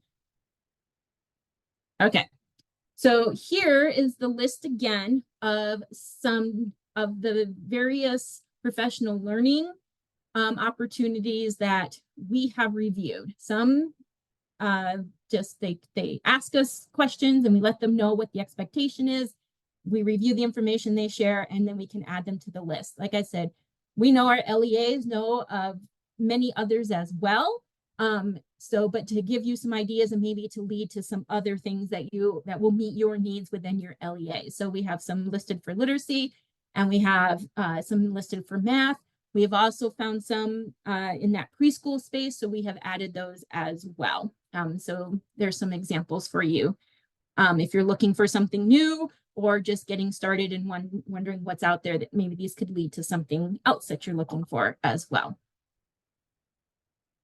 And then, so funding uses, just to review those funding uses again. So it's those teacher stipends to attend trainings, presenter fees, coaching supports, substitute teachers, hiring a coach or specialist, and then supplies and materials for teacher professional learning. So not for students, for teachers. What it cannot be used for, you can't use it to purchase property, to purchase equipment, purchase of other services, student materials or supplies, and travel related expenses. And so those of you who have done this, you know what is in Utah grants and what is not in there as allowable expenses. And so you'll be able to put those funds into Utah grants when you're ready. I see a question. Would you please put the last slide in the chat, professional learning ideas? You do have the slide presentation in the folder. So you'll be able to find it in there. The list is also on the Look For's document. So for the professional learning grant, so you can see it there as well. If you don't have the link to the folder, we'll put that link back in the chat box as well. And then you can link the folder and you'll find the slide presentation and you can find that slide. Okay, so now we know that many of our educators across the state have finished letters, but we also know from our LEAs that as they have new teachers coming in, that they might want to get them with letters as well if they have not. We also know that we have LEAs that, because that's their plan, they're looking at doing some training of the trainers for letters and things like that. So we are providing again this year the template.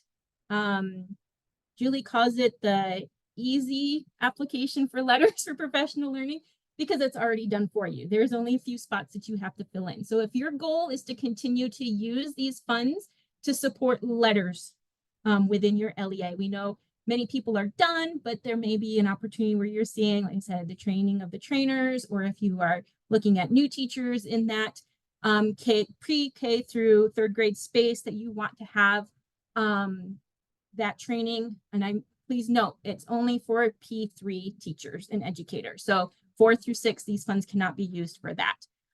But we have left this on there. So if you click on that at the top, and I bring it over, this is the letter sample. And what you will need to fill out on this is your name, the LEA name, the date.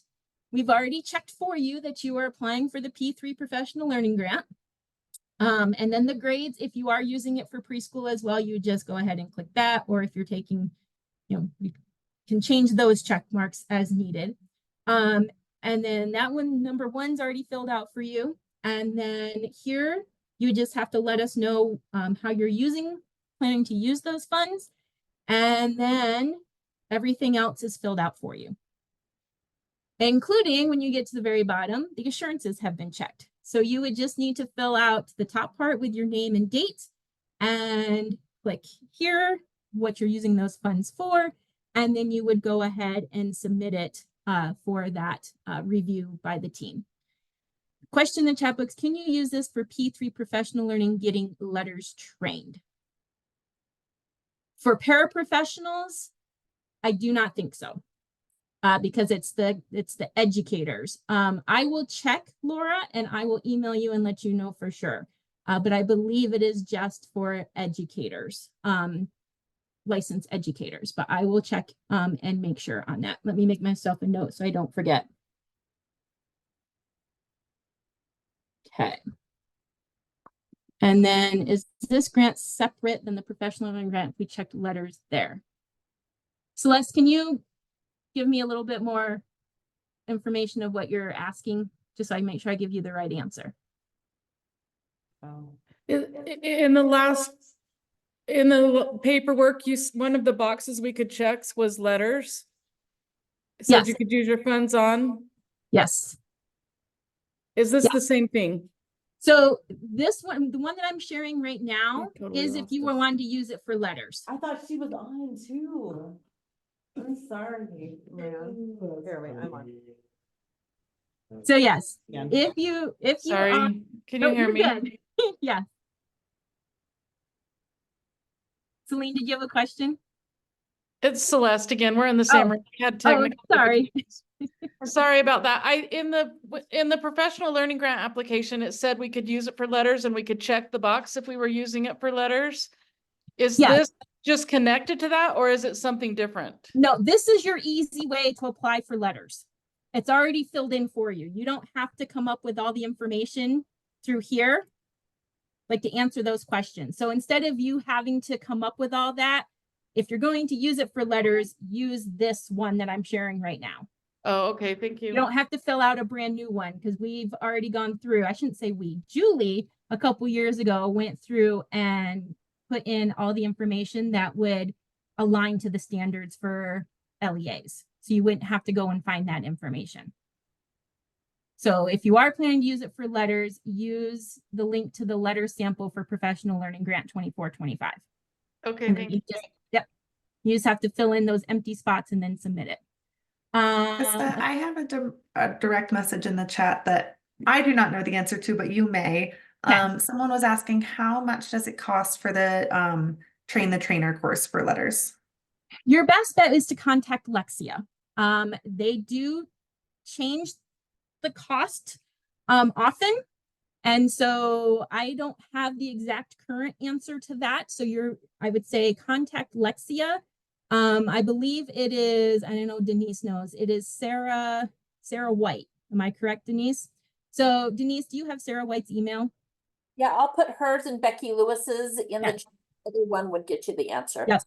So Denise will put 2 contacts for Lexia that we work with very closely. And you can reach out to them and they will give you all of that information as far as what the trainer of the trainers training would be. I have another message. Okay. Yes, I will check on the paraprofessional. I just have another message. I'm going to put who else asked the question. And confirm about the paraprofessional question. But I believe it has to be licensed educators. So I will check on all of that for those that are asking about the paraprofessionals. Okay. I'm going to take this one back down, get back to the right screen here. All right. So then when we think about submission of the professional learning grant, a lot has not changed as far as your submission for the professional learning grant. So you're going to write a draft of the plan, and then you're going to email it to earlylearning@schools.utah.gov for review. And as we've said, that is a team shared email. So we all see the emails that come in. Who's available, we'll take a look at it, make sure it gets reviewed, get it sent back with feedback, or let you know that it's good to go. And so any one of us might have the opportunity to take a look at when you submit. And then after we have said that it's good to go, you're going to submit your project abstract and the budget narrative into Utah Grants.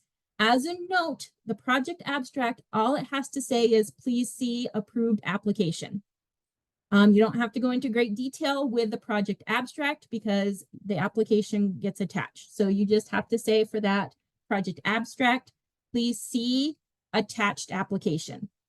And then you'll fill in your budget narrative. And then once we get notification that you have submitted into Utah Grants, that is the only time that we can attach your plan. Because once we send it back to you for something, we can't attach anymore. So as soon as you submit that information, we'll be able to attach your plan or your application for you. And then if everything is good to go, we'll click it as approve and get that funding started. If there's something with the budget that needs to be revised, you'll get that notification from Utah Grants, and that will be really the only thing that you'll have to look at. If you do not have us look at it by August 28th and you just submit by that September 1st at 5 p.m. deadline, then you might get information of some things that you need to revise on the application as well. Which would mean that you would have to re-upload a new application after it has gone through those revisions. So we know even before when we did this with the plan, many LEAs found it very, very beneficial to have us review it and let you know that it was good to go, because then there was not much more you had to do once it got submitted into Utah Grant. So same thing with the professional learning grant application. And then, like I said, we'll make sure that they get approved, and then that funding starts getting awarded for the new fiscal year, starting after that September 1st when they get approved. If it's up and running before September 1st or before like middle of July, so you can submit anywhere from when it opens up to September 1st at 5 p.m. And if it's good to go, it will go through its approval. Just another reminder, make sure that the assurances on the last page of the plan are checked. So lots of times when we have an LEA that just submits into Utah Grants, one of the things that it does not get approved is because the assurances were not checked. So no matter what, make sure that those assurances are checked in order for us to be able to approve everything, and especially that funding to go through. Okay. And I think, okay. Any questions about professional learning grant submission? Like I said, by Thursday, we'll know about the funding and we'll get those funding amounts out to everyone. Within a few days up to a week, we have to redo some we'll have to redo some calculations, but we'll get that spreadsheet out to everybody once we know those amounts. Okay. So our last part is, I should have told you there's going to be a quiz at the end. So we have a quiz at the end. Pretty simple, only 3 questions, but go ahead and complete the quiz, and when you're done, you can just go ahead and submit at the end. So your first question is there a look-fors for the professional learning grant? So you can answer that one. Your next question is, if I'm using the funds to support LETRS professional learning, what do I need to complete on the LETRS professional learning grant template? And then your last question is, what do I need to include in Utah Grants when I submit if I have pre-approval? So I'll just give you a couple minutes to answer those questions.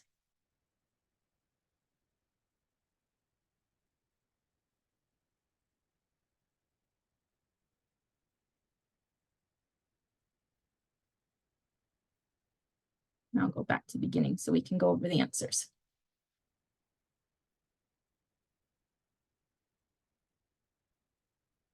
All right, it was a pretty easy quiz. So the first one, is there a look-fors for the P3 professional learning grant application? Yes, there is, and we recommend have them side by side, especially answering those alignment questions on that application. Our next question, if I'm using the funds to support LETRS professional learning, what do I need to complete on the LETRS professional learning grant template? That is your name, your date, and the boxes in question 3 that correspond with how your LEA is using the funds. So those are the 3 answers to that one. And then your next question, what do I need to include in Utah Grants when I submit if I have pre-approval? You need to include the budget narrative and the budget, and we will upload your application that you submitted. All right. We have made it through professional learning grant. Any questions? Okay, know that I am available. You can drop questions in, you can email me. As I said, I am overseeing the grant now. So any questions you have, I will get those, I'll check on the paraprofessional answers and get those sent out to those that have asked. And if at any time throughout this process, reach out to me at any time. I'm here to help and support. Our next thing that we're going to do is, after all of that, we're going to take a break. So we've made it to 11:09. So we're going to take a 10-minute break. So we'll see you back here at 11:19. Thank you, everyone. Okay, before I pass it to Molly, I'm going to hop in real quick. I just checked to make sure the people who are asking about paraprofessionals, we got the answer. These for letters, it is teachers. So because of what's in SB 127, as far as letters training, it has to follow what's in SB 127, which is your teachers and principals, school psychologists, special ed teachers. It still needs to follow that for letters professional learning. So asking about the paraprofessional getting letters training, it cannot be used for getting training for paraprofessionals with letters. So I just checked to make sure. I think the people who asked that question were on, and we have confirmation that it is teachers only for letters or whatever's in that category in SB 127. And it's also in a board rule of taking letters. So just want to make sure we got that information out to everybody. And now I'll pass it to Molly as she continues to talk about the early learning plan submission. All right, and we are going to hit these last couple bullet points on our agenda fairly quickly. We'll talk about the submission of the early learning plan, the system of support, our training options, and provide you with some reminders and resources before we dive into some team time where you get a chance to work on your goals with us here to support you. So submitting your early learning plan, for those who have done it, this year's submission process is just ever so slightly different than it has been in the past. So the process that you will go through with your LEA as you are working on your plans is that first things first, you will write a draft of your plan, and you will email it to earlylearning@schools.utah.gov. That is the shared email address, which I will drop into the chat, that Krista has been referencing, that our whole team has access to. So when you email a draft of your plan to that inbox, whichever of us are available will review it and provide that feedback to you as quickly as possible. We typically do have a fairly fast turnaround in board rule. We technically have 3 weeks to provide you feedback. It is very, very rare that you do not hear from us within 2 days. But technically speaking, it could take us longer. So please don't bank on immediate feedback. Even though we do our best, we know that your time is precious, especially summertime for many of you who have portions of the summer off. We want to be respectful of your time. But as soon as we have read through your plan, and we really, truly do read every word of every single plan that comes through, we calculate. I have my notebook right here next to me with last year's calculations in it. We calculate every one of your goals to make sure that those numbers are correct, because we want to make sure that you are able to achieve them. And we will send you feedback if there are any revisions that are needed, and we can go back and forth as many times as necessary until that plan has all of the components and all of the numbers line up. Once those revisions are complete, we will send you an email and attach a copy of your plan that says approved in the title. This year looks a little different in that for the early learning plan, we are not necessarily doing pre-approval, we are doing just approval, because these plans are no longer tied to that literacy grant funding since it has been rolled up into the at-risk WPU. So once USBE grants approval, your job is to take that plan that has been approved to your local board and have them approve your plan as well. And that needs to be done no later than September 1st. So the difference, because we are no longer tied to the Utah grant system with that early literacy grant funding, is that you do not then need to prove to us that you have taken your early learning plan to your local board. However, there is an assurance on the plan that you will check saying you are going to take the plan to your board.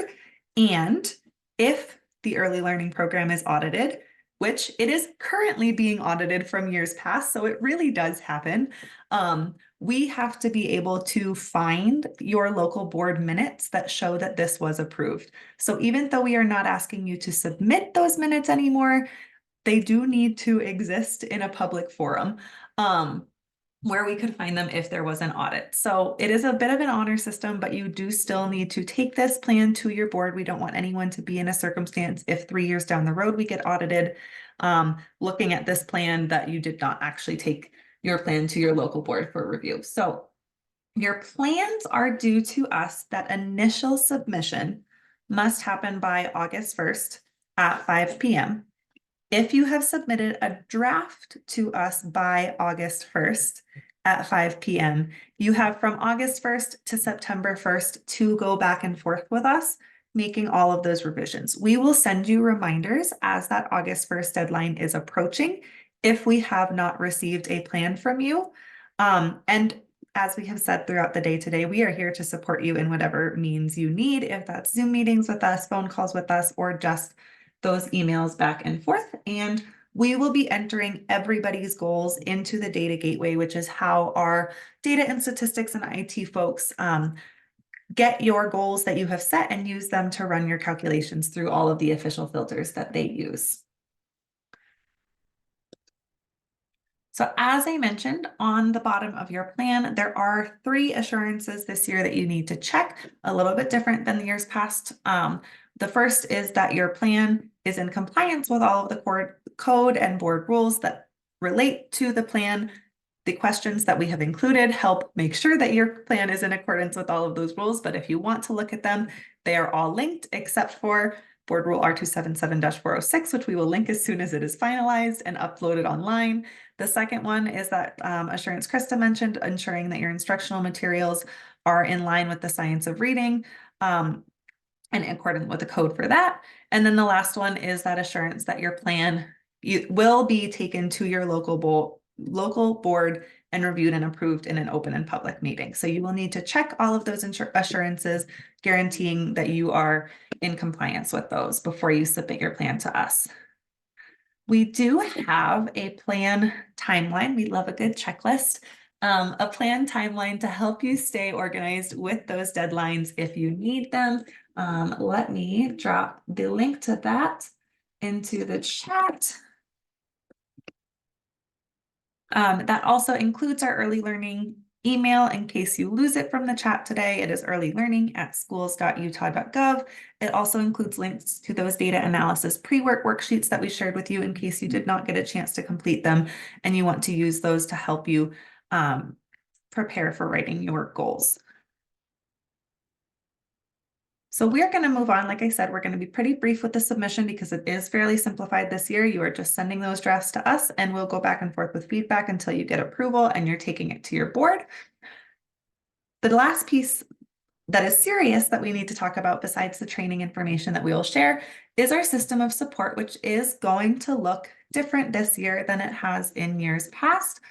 Because of the legislative changes that happened during the 2024 legislative session, there is no longer a formal system of support for literacy. That does not mean that our literacy team is unavailable to support your LEA. If you would like to receive supports or to continue doing data meetings as you may have done in the past, they are just no longer required in state code. However, there is still a formal system of support for math.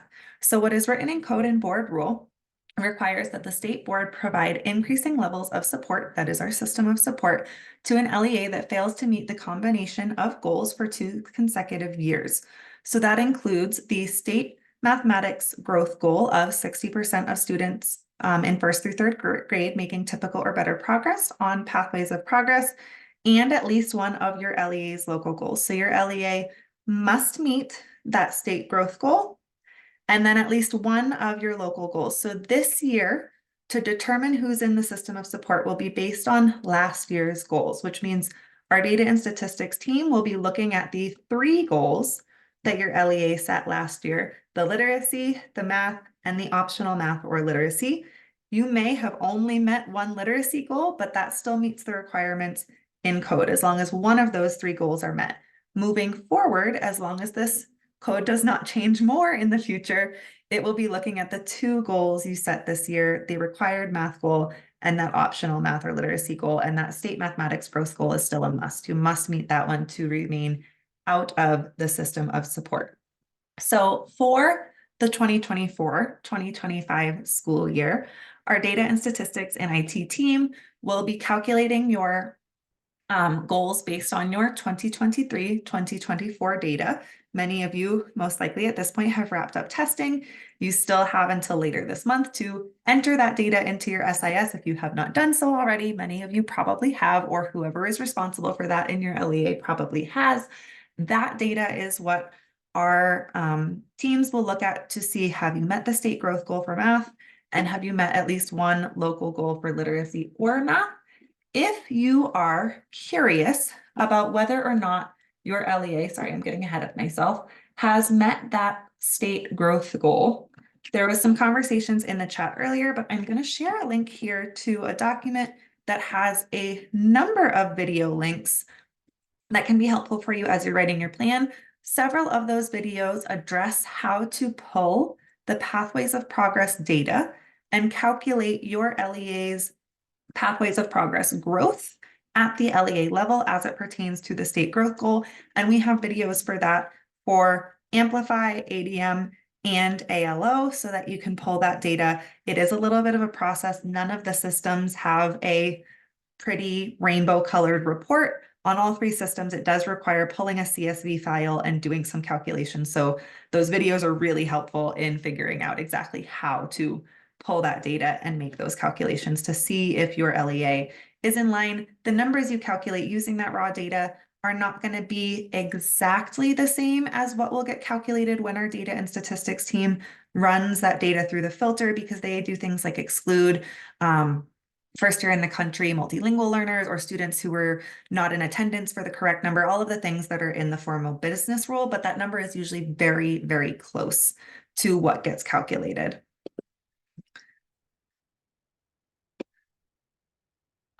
Rory, the exception for 3rd graders is expectation is 70% at 405 Blue. That is the reading on grade level goal, which is disassociated from the early learning plan. Now there is not a similar like math on grade level component. Right now, the legislature has not set any goals for math related in that way. So it is just that state growth goal, looking at the percentage of students making typical or better progress. And then your local goals. Hey, Molly. Yeah. Hi, this is Jody with Venture Academy. I have a quick question. So remind me, with the growth goals, technically that's 1st through 3rd, is that correct? Yes, the growth goal is 1st through 3rd grade. Even though the goals can be written for, your local goal can be written for a kindergarten class, correct? Yes, your local goal could be written for kindergarten. Moving forward, starting next school year, everyone has to administer Acadience, math, and reading to kindergarten. However, the state growth goal is still set for just 1st through 3rd grade students. That's an excellent question. Okay, and then really quick to follow up on that. So this past year, you said you're going to look at we have to have met at least goal in literacy or math. In the last years, we've written 3 goals. They were required. You had to have 1 literacy, 1 math, and then 1 or the other. So you're still saying you only have to meet 1 goal out of those 3 from last year and the state literacy goal in order to stay out of the systems of support. Is that correct? Yes, that is correct. You must meet the state growth goal for literacy and No, not literacy. The state I'm growth sorry. literacy is not going towards the system of support anymore. So last year even, Krista, Yep, last even year? last year. Yep. Okay. They will not be they will not be calculating that data to determine system of support. The literacy growth goal is no longer included in that. Okay, that's what I was wondering, because it says meet at least 1 literacy or math on the slide, but my understanding is it's actually only the math goals that we wrote. We had to have met the math goal from 23, 24. It is clear as mud, Jody, and I apologize for this. This is one of those really fun places where code and board rule are really confusing. I know it's been crazy the last couple of months at the literacy directors meetings. We've all been like, what? You know? Yes, so you must meet the state growth goal for math, Okay, and USBE is still going to look at all 3 of the local goals that you set last year, including the literacy local goals. And as long as you have met one of them, okay, it could just be a literacy goal that Okay. you met. You may have failed 2 math goals and met 1 literacy goal. That still meets the requirements of meeting 1 local goal. okay. Does that make sense? It does, but going forward, you're saying in the next year, 24, 25, we only have 2 required goals that's on our plan, and 1 must be math, and you're still, I know that I understand that there was something left out of the new law, and that's why we're able to write a literacy and or math for our second goal. So going forward, we have to only meet 1 of the next year's 2 goals. There's no more 3 goals. It's just 2 goals written that are required to be written, but only 1 of them must be passed, correct? Yes, two local goals with the intention of trying to meet both of them. In order to Correct, stay out of the correct. system of support, you still only have to meet 1 of them. Yeah. And the same conventions will apply. If you do 1 math and 1 literacy and only meet the literacy goal, that still meets the requirements of meeting your goals for the purpose of the system of support. Okay, I always like to have 3 because I like my odds better, but you know, thank you. You're welcome.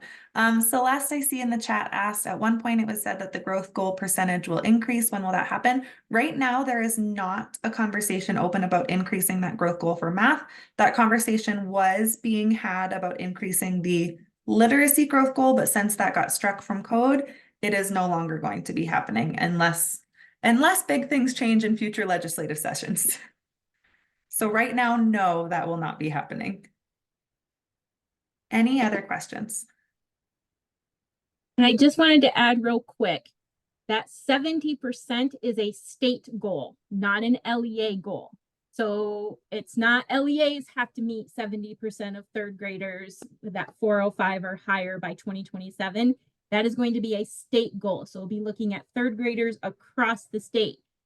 We know LEAs are thinking we want to be there. That's fantastic, but we don't want you to think that that is an LEA level goal. And there's something there that says if you don't meet it, something happens. It is not that. It is a state goal that was part of SB 127. So I just want to make that clarification that is that 3rd grade 405 reading on grade level is a state goal for 2027. So we know our LEAs are doing a lot, especially knowing that in 2027, it is your kindergartners that you just finished with that are going to be those 3rd graders. So we know that LEAs are looking and, you know, seeing what happens each year with them. And we appreciate and love the parts that you're playing in that, but we don't want you to feel like that is something's going to happen if your LEA does not reach that goal. That is a state goal. So I just want to clarify that for everybody as well. And we are going to go through the next set of slides fairly quickly. As we have said in the chat a few times, these slides are all available in the Google folder. We'll be talking about the training options that are available coming up for how to analyze your data with our assessment counterparts at USBE and the ALO trainings as well.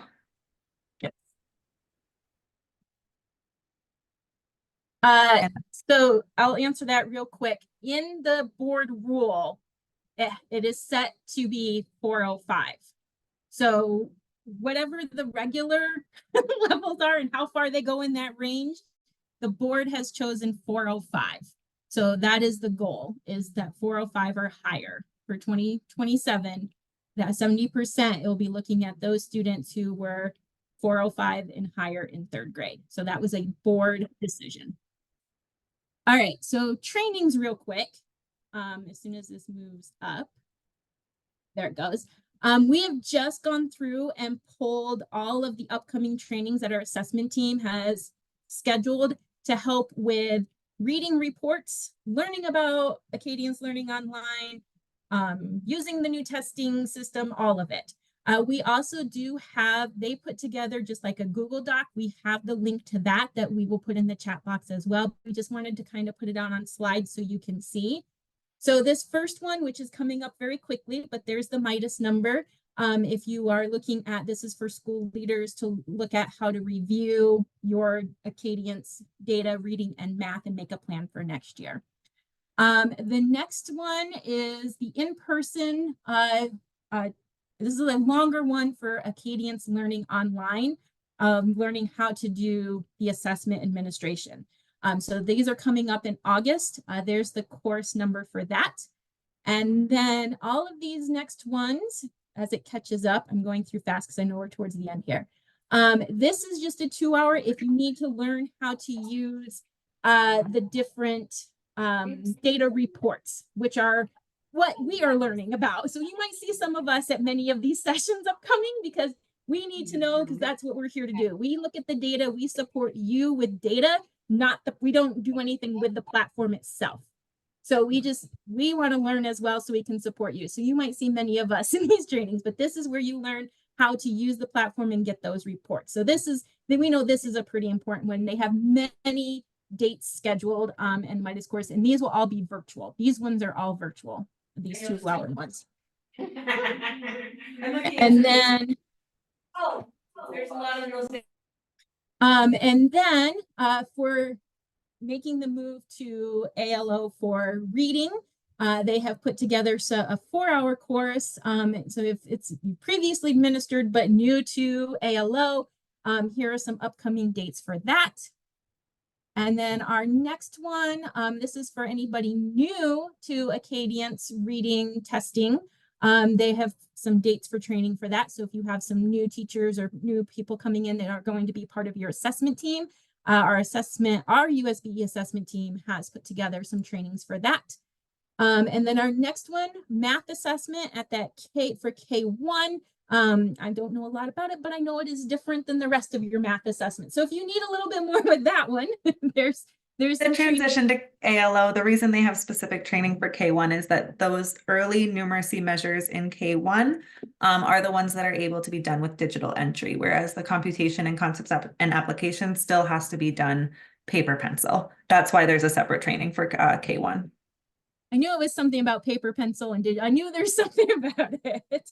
And then as far as like for math, if you have new assessors specifically for math, they do have a specific agenda based on grade level that they put together. So we have attached that in there. But if you go to the course in Midas, you'll be able to see that. So you make sure you can get signed up for the right part. And also if you are looking at ALO paper pencil trainings for the Acadience math, for ALO or ADM, so it is going to cover both of them, then you have that course number there for you. And then we have provided you with the assessment contacts. And so as I said previously, when it comes to questions about Acadience reading and Acadience math platform, administering the test, anything like that, it is our assessment team. And any questions about the trainings, if you've signed up and all of a sudden you don't know like what you're supposed to do, these are the people to contact. They have all the information. We do not. So like I said, we support with looking at the data, analyzing the data, whether it's for literacy or math. That's why we want to learn how to access the reports because those are needed for the plan. But as far as the platforms themselves, that is our assessment team. So Teresa oversees Acadience reading and Jared oversees Acadience math. When you say new assessor, could that be new classroom teachers? If it is your classroom teachers that you have set to give the Acadience testing to their students, then yes, and they're new and they have never done it before, they need to go through that training. So there is specific, because this is a national norm test, there are specific guidelines that need to be followed in order to give the test. So anybody that is giving the test needs to go through the trainings from the assessment team. So if you have a new teacher and they're going to be they're in 2nd grade now and they've never been in 2nd grade before, and they're going to be doing their Acadience reading test and they've never gone through any training, never done it before, they have to have a training in order to administer the test to the students because of the guidelines of how to administer each section differently. Okay, and I see, so Granite is also doing a training. They do have some, when you click on the link to the Google Doc, they do have some others in there as well that might be for just an LEA, but I know they have opened them up for others as well if there's space. So always check in Midas. You'll be able to see that. And as I said, questions, Teresa and Jared will be able to help, especially about the trainings and the platforms. Reminders and resources, we just want to go over. The early literacy team is hosting a literacy best practice symposium on June 18th. There are a few spots still open. And so we just wanted to share this with you. It will be at the Cottonwood Heights Community Center. And we'll be just talking, we'll have some special visitors coming to just talk about literacy outcomes, looking at high performing school factors. We have some LEAs that are going to talk about some things that they have done. So it's going to be a day full of information, but a lot of good information. So there's the Midas course number. If you have questions about the best practice symposium, Julie is the person to contact. So we've left her email address on there. And we look forward to seeing, this is for LEA leaders and principals. So not teachers, this is for the LEA leaders and principals, as it's geared towards looking up at that higher level of guidance and implementation as we make these moves in literacy. And then we shared this at our last literacy director meeting, but wanted to share with you all again the dates for our literacy director meetings coming up in the 24-25 school year. And so there are all the dates. All meetings will be 9 to 12. Plan on online and in-person options unless something like construction in Basement West happens again. But that is our plan. If that changes, I know that we will let you know in plenty of time of any changes to the meeting platform for literacy director. And I'm going to pass it off to Molly to finish up for the day. Yes, and we also have our dates for our State Mathematics Education Coordinating Committee, or our SMEC meetings, similar to our literacy directors for our math leaders. Just we have a lot more names for our folks who are mathematics leaders in our LEAs than just literacy directors. For some reason, we don't just get one name across everybody. That's okay. So those dates are on here as well. And as I mentioned before, we have a document that we're sharing with you. It is in the Google Drive as well, with early learning training videos that can help you with accessing reports in the different platforms, analyzing the data, calculating if you have met your Pathways of Progress state growth goal. There is a wealth of videos that have been put together by our literacy and math early learning teams to help you out and support you in this process. And as we said, anytime you need to hop on a call with us, we're happy to help in that way as well. And our contact information, as well as our assessment counterparts contact information, are linked here in the presentation as well. And just real quick, looking at our learning intentions and success criteria for today, we hoped that you would be able to learn how to analyze your data, target areas for improvement, and compose those goals for the early learning plan. So hopefully you feel that you have been successful today and that you can use your Acadience math and or reading data to complete and submit your early learning plan and your professional learning grant for your LEA. And I know we are a little bit behind schedule and we may have been overly ambitious with the time that we cut down, but we are going to take our last 45 minutes or so together today as team time for your LEA. So what that means is we are going to open up some optional breakout rooms that you will have the option to send yourself to, or we can help send your team if needed, where you can, with your team, reflect on your learning from today, decide who will take the lead in your LEA on completing your early learning plan and professional learning grant, determine the timeline for backwards planning purposes of how you will complete your plan, when you will take it to your local board if you're going to try to squeeze it in before a June or July meeting and you need a really quick turnaround, or if you're going to wait till August to meet that September deadline, discuss your professional learning grant options.